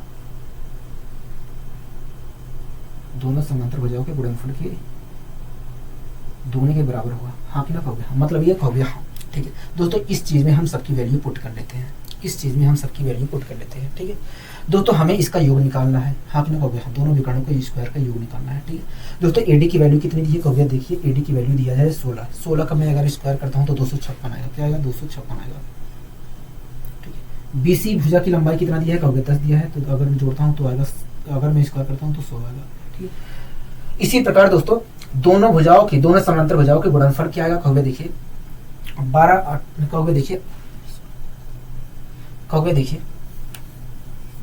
12 की मल्टीप्लाई अगर 8 से करता हूँ तो 96 आएगा, और 96 का अगर मैं दोगुना करता हूँ तो क्या आएगा? कहोगे देखिए, अगर 96 का आप दोगुना करते हो तो 2 6 12 का 2 2 9 18 और 192 आएगा। क्या आएगा? 192 आएगा। हाँ कि ना हो गया?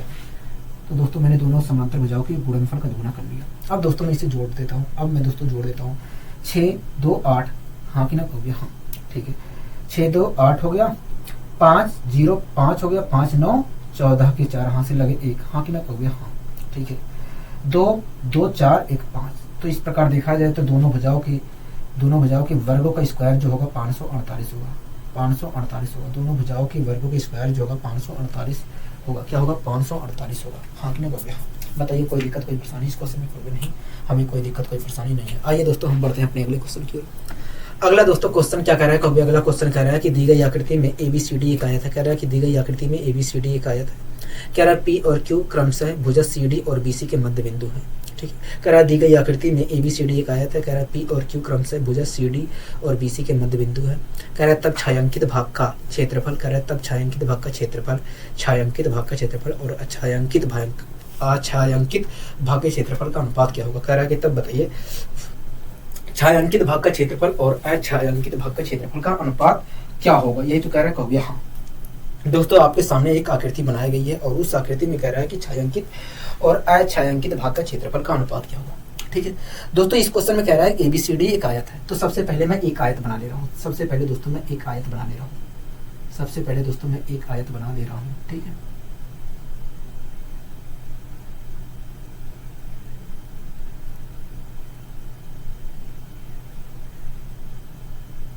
सबसे पहले मैं एक आयत बना ले रहा हूँ। दोस्तों मैंने आपके सामने एक आयत बनाने की कोशिश की है। ठीक है, कोई दिक्कत कोई परेशानी हो गया नहीं। दोस्तों इस क्वेश्चन में कह रहा है ABCD एक आयत है। इस शीर्ष का नाम दोस्तों A दिया है। दोस्तों इस शीर्ष का नाम A है, इस शीर्ष का नाम B है, इस शीर्ष का नाम C है, इस शीर्ष का नाम D है। ठीक है, कोई दिक्कत कोई परेशानी हो गया नहीं। दोस्तों इस क्वेश्चन में कह रहा है ABCD एक आयत है। कह रहा है कि P और Q भुजा CD और BC के मध्य बिंदु है। कह रहा है कि P और Q जो है CD का मध्य बिंदु है, CD भुजा का मध्य बिंदु P है दोस्तों, और BC भुजा का मध्य बिंदु Q है। आपको ये बात ध्यान रखना है। ठीक है, कोई दिक्कत कोई परेशानी हो गया नहीं। ठीक है, कह रहा है कि तब छायांकित भाग का कह रहा है तब छायांकित भाग के क्षेत्रफल और अछायांकित भाग के क्षेत्रफल का अनुपात बताइए। ठीक है दोस्तों, यहाँ से दोस्तों A शीर्ष को P शीर्ष से मिलाया गया है। A शीर्ष को P शीर्ष से मिलाया गया है। हाँ कि नहीं? हाँ। ठीक है, इसी प्रकार दोस्तों P Q शीर्ष को मिलाया गया है। P और Q शीर्ष को मिलाया गया है। इसी प्रकार दोस्तों AQ शीर्ष को मिलाया गया है। AQ शीर्ष को मिलाया गया है। हाँ कि नहीं? हाँ। इसी प्रकार दोस्तों AQ शीर्ष को मिलाया गया है। क्या AQ शीर्ष को मिलाया गया है? ठीक है, AQ शीर्ष को मिलाया गया है इसी प्रकार। ठीक है, अब दोस्तों ये जो हमारा आकृति बन रहा है, इस आकृति में इस भाग को सेट कर दिया गया है। इस भाग को सेट कर दिया गया है।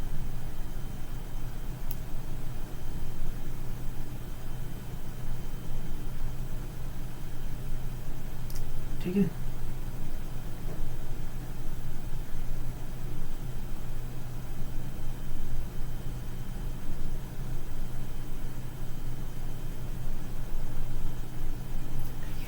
इसी प्रकार दोस्तों इस वाले भाग को भी छायांकित सेट कर दिया गया है।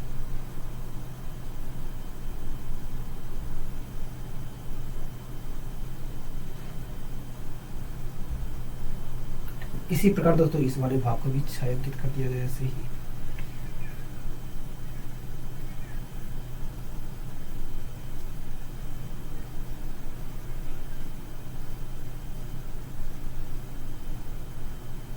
ठीक है, कह रहा है कि ये जो छायांकित भाग है, और ये जो अछायांकित भाग है, इसके क्षेत्रफल का अनुपात क्या होगा? हाँ कि ना कहोगे? हाँ। ठीक है, यही तो क्वेश्चन कह रहे कहोगे? हाँ। तो आइए दोस्तों हम निकालने की कोशिश करते हैं। ठीक है दोस्तों मान लीजिए कि इस आयत का जो क्षेत्रफल है वो 16 सेंटीमीटर स्क्वायर है। 16 वर्ग यूनिट है। क्या है? इस आयत का जो क्षेत्रफल है 16 वर्ग यूनिट है। क्या है दोस्तों? 16 वर्ग यूनिट है। ठीक है दोस्तों इस सीडी भुजा का मध्य बिंदु क्या है? कहोगे सीडी भुजा का मध्य बिंदु एक तरह से देखा जाए तो सीडी भुजा का मध्य बिंदु एक तरह से देखा जाए तो P है। हाँ कि ना कहोगे? हाँ। दोस्तों मैंने एज्यूम कर ली दोस्तों, मैंने यहाँ पर AB भुजा का मध्य बिंदु निकाल लिया। ठीक है, अगर दोस्तों मैं CD भुजा और AB भुजा के मध्य बिंदु को एक रेखा के द्वारा मिलाता हूँ तो ये जो क्षेत्रफल है पूरे आयत का जो क्षेत्रफल है 2 बराबर भागों में बढ़ जाएगा। बताइए हाँ कि ना कहोगे? हाँ। दोस्तों CD भुजा का मध्य बिंदु ये है और AB भुजा का मैंने मान लिया ये बिंदु है। तो ऐसी स्थिति में दोस्तों अगर मैं इन मध्य बिंदुओं को मिलाता हूं तो पूरा क्षेत्रफल 2 बराबर भागों में डिवाइड हो जाएगा। दोस्तों पूरे क्षेत्रफल जो हमारा था वो 16 था। 16 16 वर्ग था, 16 यूनिट था, हाँ कि नहीं हो गया हाँ। तो इस प्रकार देखा जाए तो ये वाला जो एरिया है वो 8 रह गया होगा और ये वाला भी एरिया हमारा 8 रह गया होगा, हाँ कि नहीं हो गया हाँ।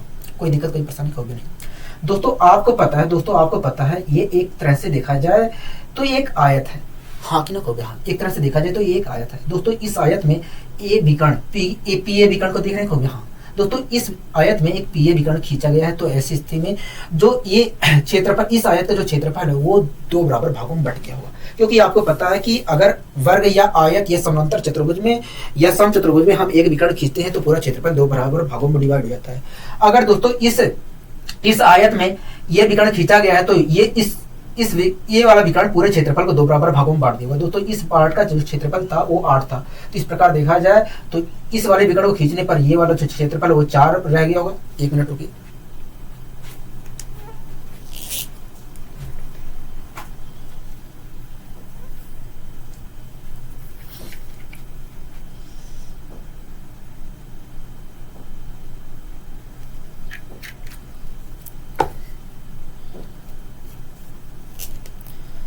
तो इस वाले पार्ट का देखा जाए तो क्षेत्रफल तो 4 यूनिट रह गया होगा। क्या रह गया होगा? 4 यूनिट रह गया होगा, हाँ कि नहीं हो गया हाँ। तो इस प्रकार देखा जाए तो दोस्तों इस वाले छायांकित भाग का तो क्षेत्रफल हमें मिल गया, हाँ कि नहीं हो गया हाँ।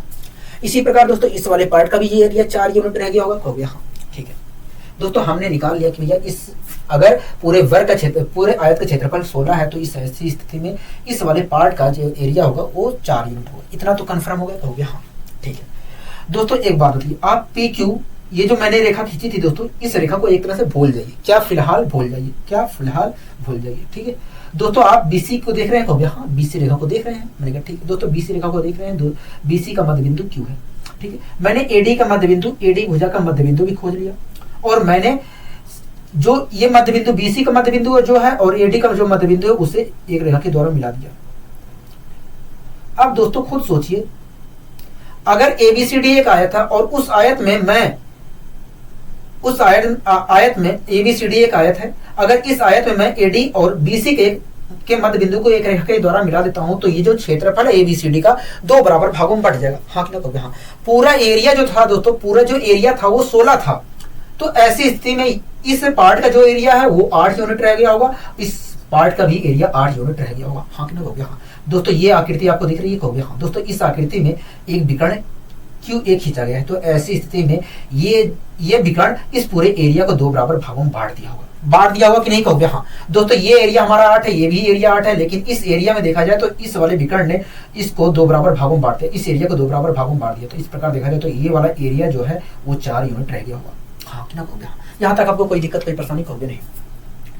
दोस्तों ये वाला भी पार्ट हमें मिल गया, ये वाला भी पार्ट मिल गया। अब इस वाले पार्ट को कैसे निकाला जाए ये भी तो हमें जरूरी है, कहोगे हाँ। ठीक है दोस्तों, आपको पता है दोस्तों, आपको पता है कि एक तरह से देखा जाए दोस्तों, एक तरह से देखा जाए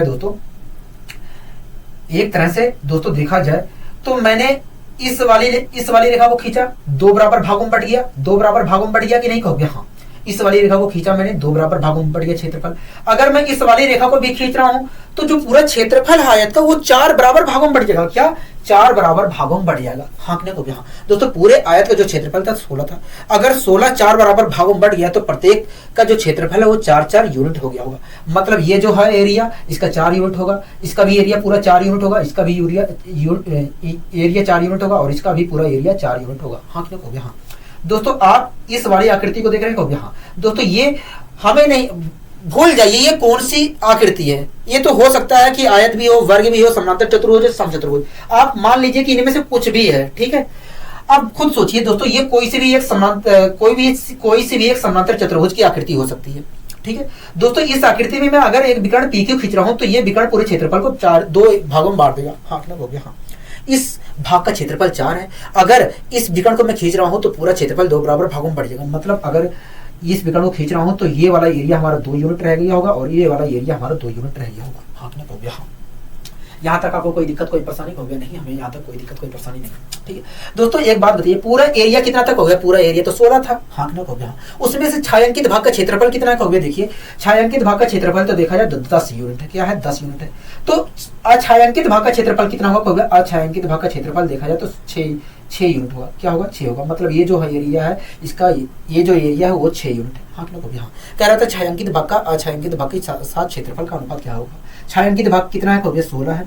अछायांकित भाग कितना है? कहोगे 6 है। तो इस प्रकार देखा जाए तो इनका एरिया का जो अनुपात होगा वो 8:3 होगा। नहीं, छायांकित भाग कितना है? कहोगे 10 है। क्या है? 10 है। और अछायांकित भाग कितना है? 6 है। तो इस प्रकार देखा जाए तो इनके एरिया का जो अनुपात होगा छायांकित और अछायांकित भाग के क्षेत्रफल का जो अनुपात होगा 5:3 होगा। क्या होगा? 5:3 होगा। आशा करता हूँ दोस्तों आपको अच्छी तरीके से समझ में आया होगा। ठीक है, आइए दोस्तों हम बढ़ते हैं अपने अगले क्वेश्चन की ओर। अगला दोस्तों क्वेश्चन क्या कह रहा है? अगला क्वेश्चन कह रहा है कि किसी समलंब चतुर्भुज में दोनों असमांतर भुजाओं की लंबाई 5 है। कह रहा है किसी समलंब चतुर्भुज में दोनों असमांतर भुजाओं की लंबाई 5 है। कह रहा है समांतर भुजाओं के बीच की दूरी 3 है, 3 सेंटीमीटर है। ये सी कुछ नहीं है, ठीक है, सीएम लिखना चाहिए था यहाँ पर।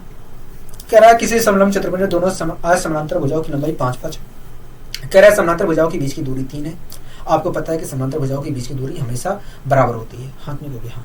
कह रहा है यदि समांतर भुजाओं में छोटी भुजा जो है 2 सेंटीमीटर है तो बताइए समलंब चतुर्भुज के विकर्णों का योग क्या होगा? समलंब चतुर्भुज के विकर्णों का योग क्या होगा? ठीक है दोस्तों, सबसे पहले मैं एक समलंब चतुर्भुज बना लेता हूँ। दोस्तों सबसे पहले मैं एक समलंब चतुर्भुज बना लेता हूँ।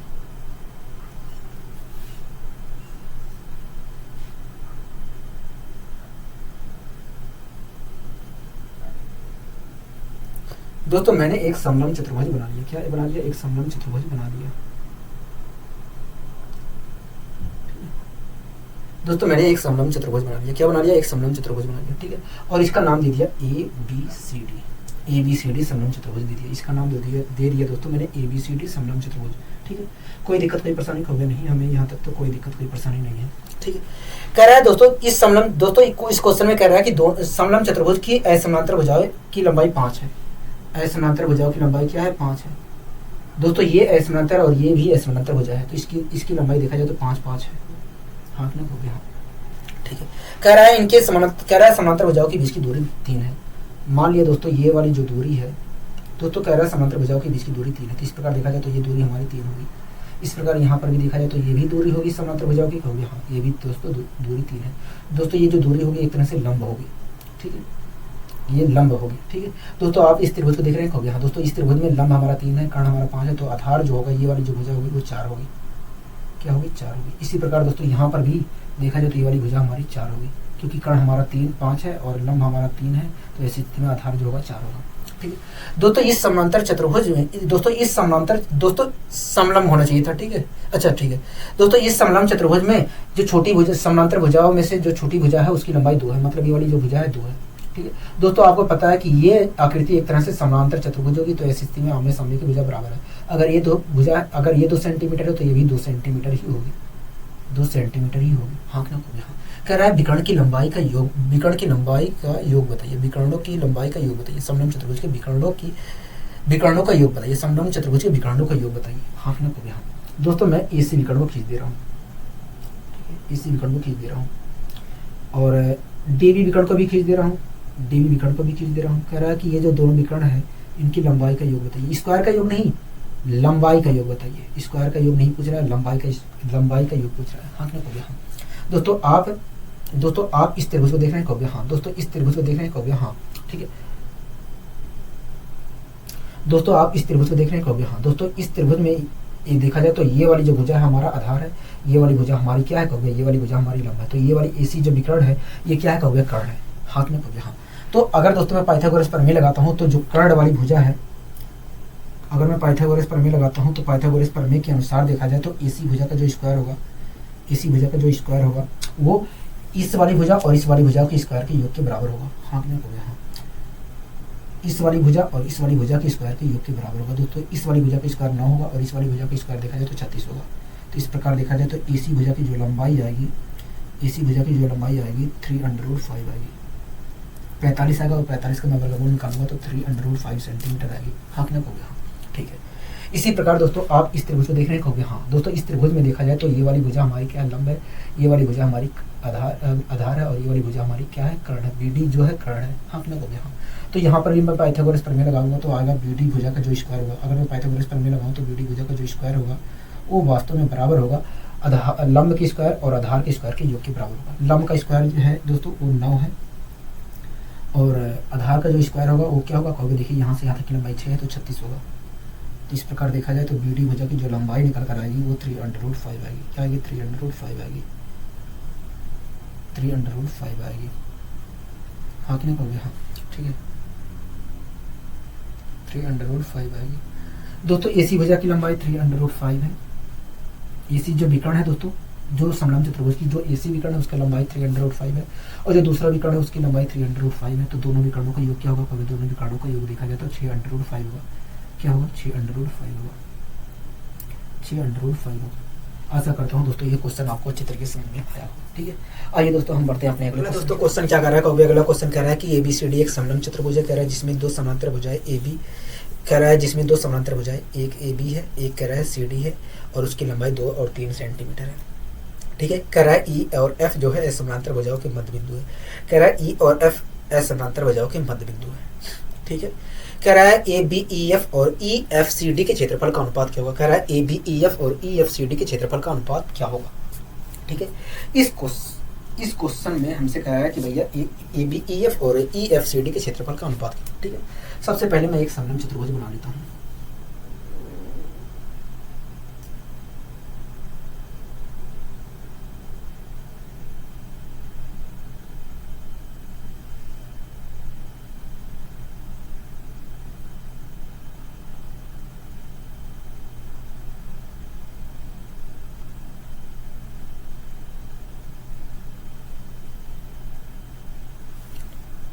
दोस्तों मैंने एक समलंब चतुर्भुज बनाया है। दोस्तों एक मैंने समलंब चतुर्भुज बना लिया। ठीक है, इसमें कहा है कि भैया AB और CD समांतर है। क्या कहा है?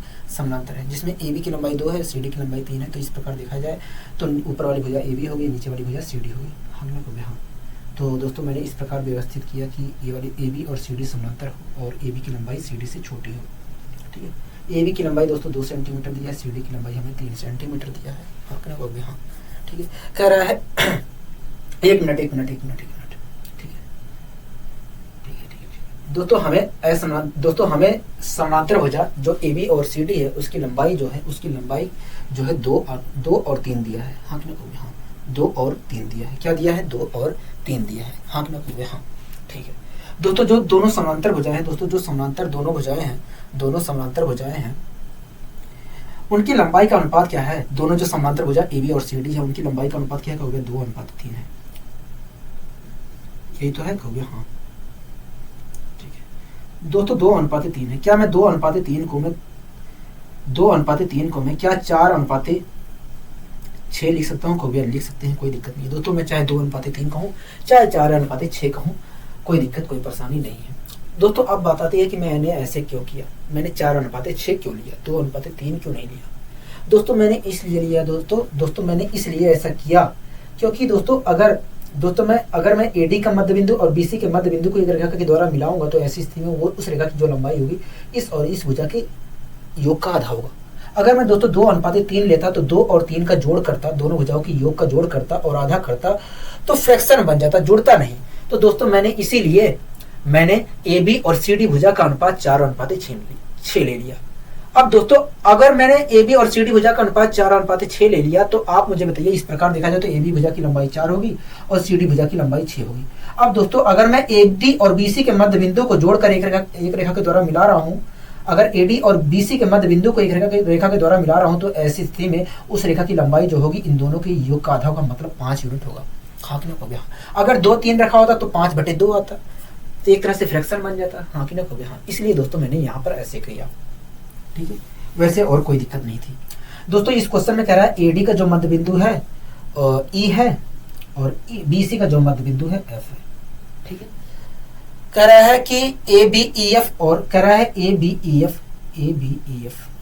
दोस्तों EF को मिलाया गया है एक रेखा के द्वारा। ठीक है, कह रहा है ABEF इसका क्षेत्रफल और कह रहा है EFCD इसके क्षेत्रफल का अनुपात क्या होगा? हाँ कि नहीं हो गया? हाँ, कह रहा है इसके और इसके क्षेत्रफल का अनुपात बताइए क्या होगा। ठीक है, तो सबसे पहले बताइए दोस्तों EF भुजा की लंबाई क्या होगी? अगर ABCD एक समलंब चतुर्भुज है और उसकी AD भुजा का मध्य बिंदु E है, BC भुजा का मध्य बिंदु F है, तो ऐसी स्थिति में इस EF भुजा की लंबाई क्या होगी? कहोगे देखिए इस भुजा की जो लंबाई होगी इन भुजाओं की योग का आधा होगा, मतलब कहोगे देखिए इस और इस भुजा का योग 10 है और 10 का आधा होगा 5। तो इस प्रकार देखा जाए तो इस भुजा की लंबाई 5 होगी। क्या होगी? 5 होगी। ठीक है दोस्तों, ये क्या है? मध्य बिंदु है। हाँ कि नहीं कहोगे? हाँ। AB क्या है? मध्य बिंदु है। हाँ कि नहीं कहोगे? हाँ। ठीक है। अगर दोस्तों ई और एफ ए डी और बी सी के मध्य बिंदु है तो ऐसी स्थिति में यहां से यहां तक की जो लंबाई होगी, यहां से यहां तक की जो लंबाई होगी, ठीक है, वही लंबाई दोस्तों यहां से यहां तक की भी होगी, वही लंबाई यहां से यहां तक की भी होगी। ये बात आपको ध्यान रखनी है, ठीक है दोस्तों। ये एक तरह से देखा जाए तो ये भी समलंब चतुर्भुज है, ये भी एक समलंब चतुर्भुज है। हाँ को हाँ दोस्तों दोनों समलंब चतुर्भुज के क्षेत्रफल का अनुपात पूछ रहा है, ठीक है, दोनों समलंब चतुर्भुज के क्षेत्रफल का अनुपात पूछ रहा है। हाँ को हाँ, ठीक है दोस्तों। एक बात बताइए, दोनों समलंब चतुर्भुज का क्षेत्रफल का अनुपात क्या होगा? कोई भी देखिए पहले इस वाले दोस्तों आप मुझे बताइए इस वाले समलंब चतुर्भुज का क्षेत्रफल क्या होगा? कोई भी देखिए समलंब चतुर्भुज का क्षेत्रफल जो होता है 1/2, वो भी देखिए समलंब चतुर्भुज का क्षेत्रफल जो होगा 1/2 A B plus E F into H होगा। हाँ हो गया हाँ। इसी प्रकार दोस्तों इस वाले समलंब चतुर्भुज का क्षेत्रफल क्या होगा? कोई भी देखिए इसी प्रकार इस वाले समलंब चतुर्भुज का क्षेत्रफल जो होगा 1/2 E F plus C D upon 2 होगा, plus C D into H होगा, plus C D into H होगा। हाँ कि ना हो गया हाँ, ठीक है। तो दोस्तों इस वाले समलंब चतुर्भुज का क्षेत्रफल ये है और इस वाले समलंब चतुर्भुज का क्षेत्रफल ये है, तो दोनों समलंब चतुर्भुज के क्षेत्रफल का अनुपात क्या होगा? देखिए इससे ये कैंसिल, ये कैंसिल हो जाएगा। हाँ कि नहीं हो गया? तो दोस्तों आप खुद देख रहे हैं। दोस्तों एक बात बताइए, दोनों समलंब चतुर्भुज के क्षेत्रफल का अनुपात क्या आया? हो गया दोनों समलंब चतुर्भुज के क्षेत्रफल का अनुपात A B plus E F. तो दोस्तों अगर मैं दोनों समलंब चतुर्भुज के क्षेत्रफल का अनुपात निकालता हूँ ये आएगा। हाँ कि नहीं हो गया? हाँ। अब मैं वैल्यू रख लेता हूँ दोस्तों। ए बी भुजा की लंबाई क्या थी? 4 थी और ई एफ भुजा की लंबाई 5 थी। तो यहाँ पर क्या आया? हो गया यहाँ पर आया 9। क्या आया? 9 आया। हाँ कि नहीं हो गया? हाँ। इसी प्रकार दोस्तों यहाँ पर आएगा क्या? कहोगे 11 आएगा। तो इस प्रकार आपने देखा दोस्तों, या इस प्रकार दोस्तों आपने देखा कि इस समलंब चतुर्भुज और इस समलंब चतुर्भुज के क्षेत्रफल का अनुपात जो है 9:क्या है? 11 है। 9:11 है। हाँ कि नहीं कहोगे? हाँ, ठीक है। यहाँ पर देखा कि 9:11 है दोनों समलंब चतुर्भुज के क्षेत्रफल का अनुपात। तो दोस्तों आपको ये सब लिखने की जरूरत नहीं थी और ये ऐसा तब होगा जब आपको अच्छे तरीके से जानकारी होगी। दोस्तों इस क्वेश्चन को सोल्व करने के लिए आपको कुछ नहीं करना था, 4, 5, 9 लिखते, इसी प्रकार 5 और 6 लिखते, 5, 4 और 5 का जोड़ लिखते और 5 और 6 का जोड़ लिखते और जो आता वही दोस्तों दोनों समलंब चतुर्भुज के क्षेत्रफल का अनुपात होता है। क्योंकि आपने खुद देखा है कि यहाँ पर जो क्षेत्रफल का अनुपात है इस और इस भुजा की योग और इस भुजा की योग के अनुपात के बराबर है। हाँ कि ना कहोगे? हाँ, क्योंकि आप खुद देख रहे हैं कि इस और इस भुजा की योग और इस भुजा की योग के अनुपात के बराबर है इन दोनों समलंब चतुर्भुज क्षेत्रफल का अनुपात। हाँ कि ना कहोगे? हाँ। तो आप दोस्तों इस प्रकार तेजी से निकाल सकते थे, इस प्रकार दोस्तों आप तेजी से और निकाल सकते थे। ये सब करने की जरूरत नहीं थी, ठीक है। आशा करता हूँ दोस्तों ये चीज आपको अच्छे तरीके से समझ में आई होगी। आइए दोस्तों हम बढ़ते हैं अपने अगला क्वेश्चन क्या कर रहा है? अगला क्वेश्चन कह रहा है कि समलंब चतुर्भुज की समांतर भुजाओं का अनुपात 2:3 है। कह रहा है समलंब चतुर्भुज की समांतर भुजाओं का अनुपात 2:3 है। कह रहा है उनके बीच की सबसे छोटी दूरी है 12 सेंटीमीटर है, ठीक है। कह रहा है यदि समलंब चतुर्भुज का क्षेत्रफल 480 वर्ग सेंटीमीटर है तब बताइए समांतर भुजाओं में बड़ी भुजा की लंबाई क्या होगी? समांतर भुजाओं में बड़ी भुजा की लंबाई क्या होगी? समांतर भुजाओं में बड़ी भुजा की लंबाई क्या होगी? दोस्तों सबसे पहले मैं एक समलंब चतुर्भुज बना दे रहा हूँ। दोस्तों सबसे पहले मैं एक समलंब चतुर्भुज आपके सामने बना दे रहा हूँ, ठीक है।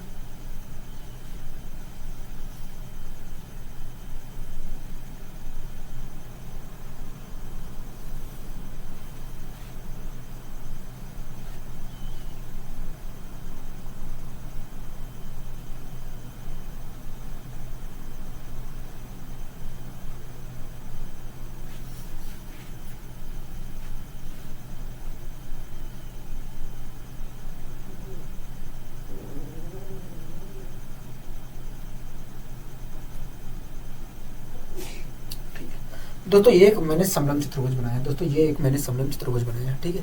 इसका नाम दे रहा हूँ दोस्तों ABCD समलंब चतुर्भुज। वैसे आपको देने की सब जरूरत नहीं है क्योंकि मुझे यहाँ पर समझाना है इसलिए मैं दे रहा हूँ, ठीक है। आपको तो क्वेश्चन सोल्व करना है।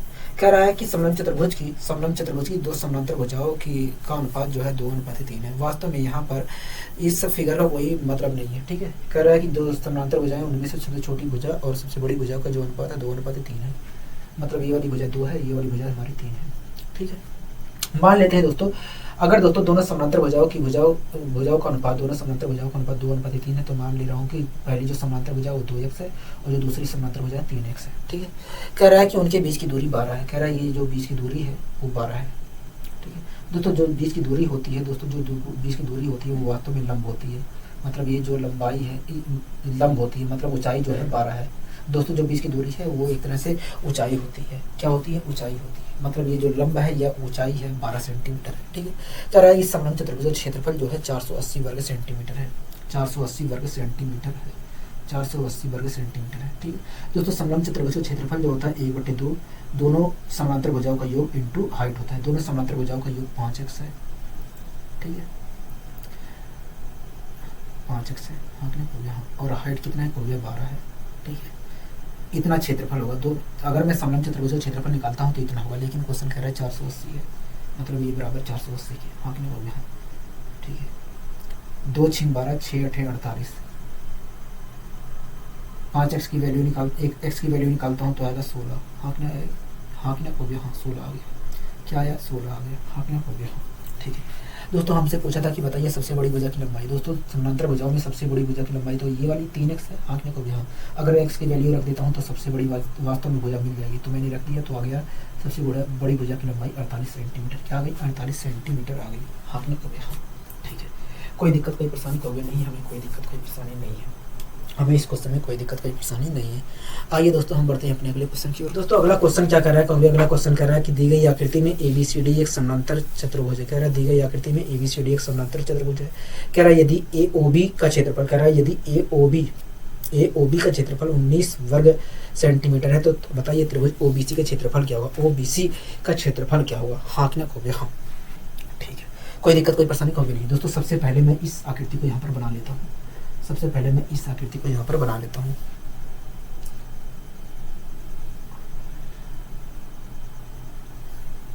सबसे पहले मैं इस आकृति को यहाँ पर बना लेता हूँ। ठीक है,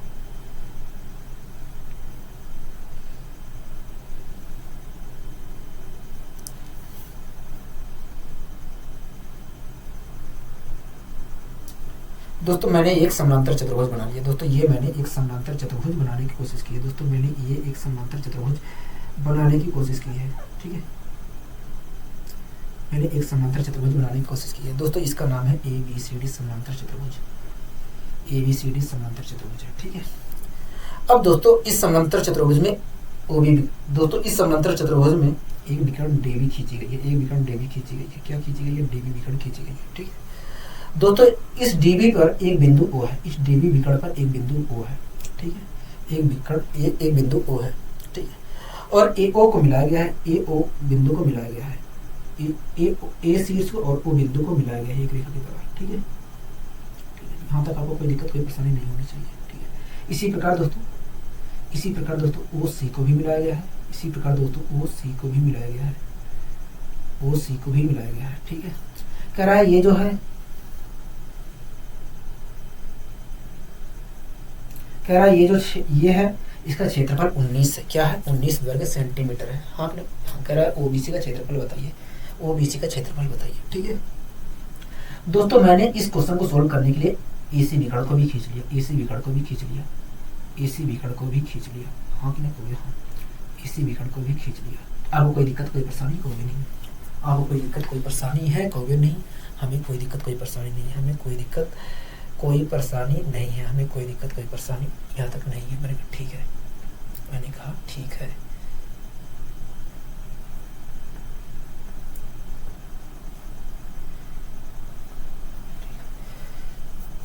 दोस्तों एक बात बताइए,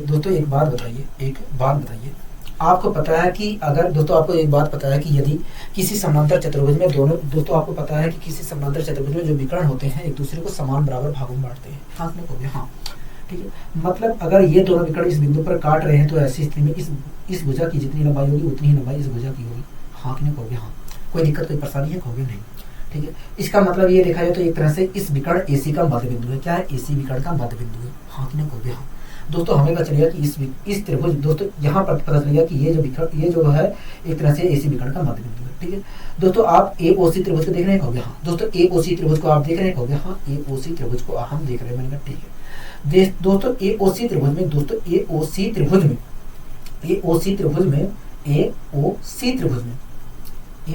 में अगर AC के मध्य बिंदु को और O शीर्ष को एक रेखा के द्वारा मिलाऊं तो ये रेखा क्या कहलाएगी कहोगे? मीडियन कहलाएगी। हाथ में कहोगे? हाँ, दोस्तों आपको पता है कि मीडियन एक ऐसी रेखा होती है, दोस्तों आपको पता है, दोस्तों आपको पता है कि मीडियन एक ऐसी रेखा होती है, दोस्तों आपको पता है कि मीडियन एक ऐसी रेखा होती है जो किसी के क्षेत्रफल को दो बराबर भागों में बांटती है। अगर दोस्तों इस त्रिभुज का क्षेत्रफल हमारा 2 यूनिट रहा होगा तो ऐसी स्थिति में इस मीडियन ने इस पूरे क्षेत्रफल को दो बराबर भागों में बांट दिया होगा, मतलब इसका क्षेत्रफल 1 यूनिट रह गया होगा और इसका क्षेत्रफल भी 1 यूनिट हो गया होगा। हाँ क्या कहोगे? हाँ। यहाँ तक आपको कोई दिक्कत कोई परेशानी है? कहोगे नहीं, हमें यहाँ तक तो कोई दिक्कत कोई परेशानी नहीं है, हमें यहाँ तक तो कोई दिक्कत कोई परेशानी नहीं है। हाँ क्या कहोगे? हाँ ठीक है। अब दोस्तों आप ABC त्रिभुज को देख रहे हैं, कहोगे हाँ ABC त्रिभुज को हम देख रहे हैं। मैंने कहा ठीक है। दोस्तों ABC त्रिभुज में दोस्तों आप ABC त्रिभुज को देख रहे हैं, कहोगे हाँ। दोस्तों एक बात बताइए, दोनों विकर्ण इस बिंदु पर काट रहे हैं, कहोगे हाँ ठीक है।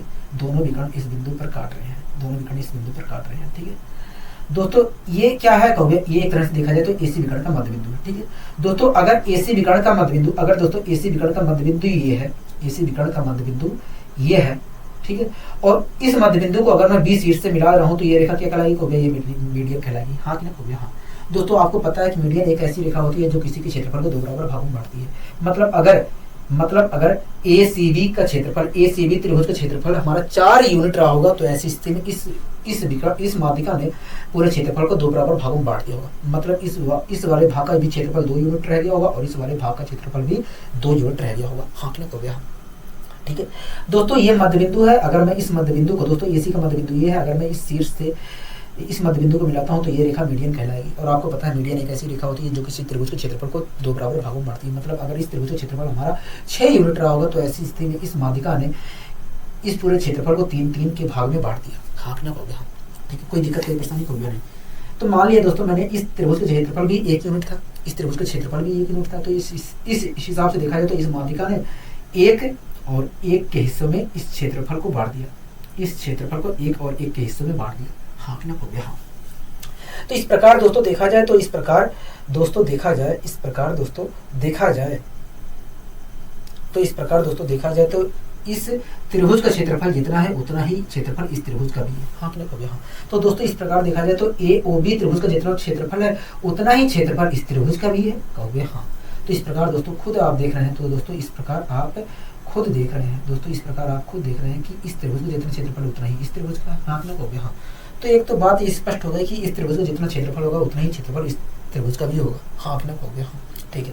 अगर दोस्तों इस त्रिभुज का क्षेत्रफल हमारा 19 है तो आप मुझे बताइए BOC का क्षेत्रफल कितना होगा, कहोगे? देखिए अगर इस त्रिभुज का क्षेत्रफल हमारा 19 वर्ग सेंटीमीटर है तो ऐसी स्थिति में त्रिभुज BOC का भी क्षेत्रफल जो होगा, त्रिभुज BOC का जो क्षेत्रफल होगा वो भी 19 वर्ग सेंटीमीटर होगा, 19 सेंटीमीटर स्क्वायर ही होगा, 19 सेंटीमीटर स्क्वायर ही होगा।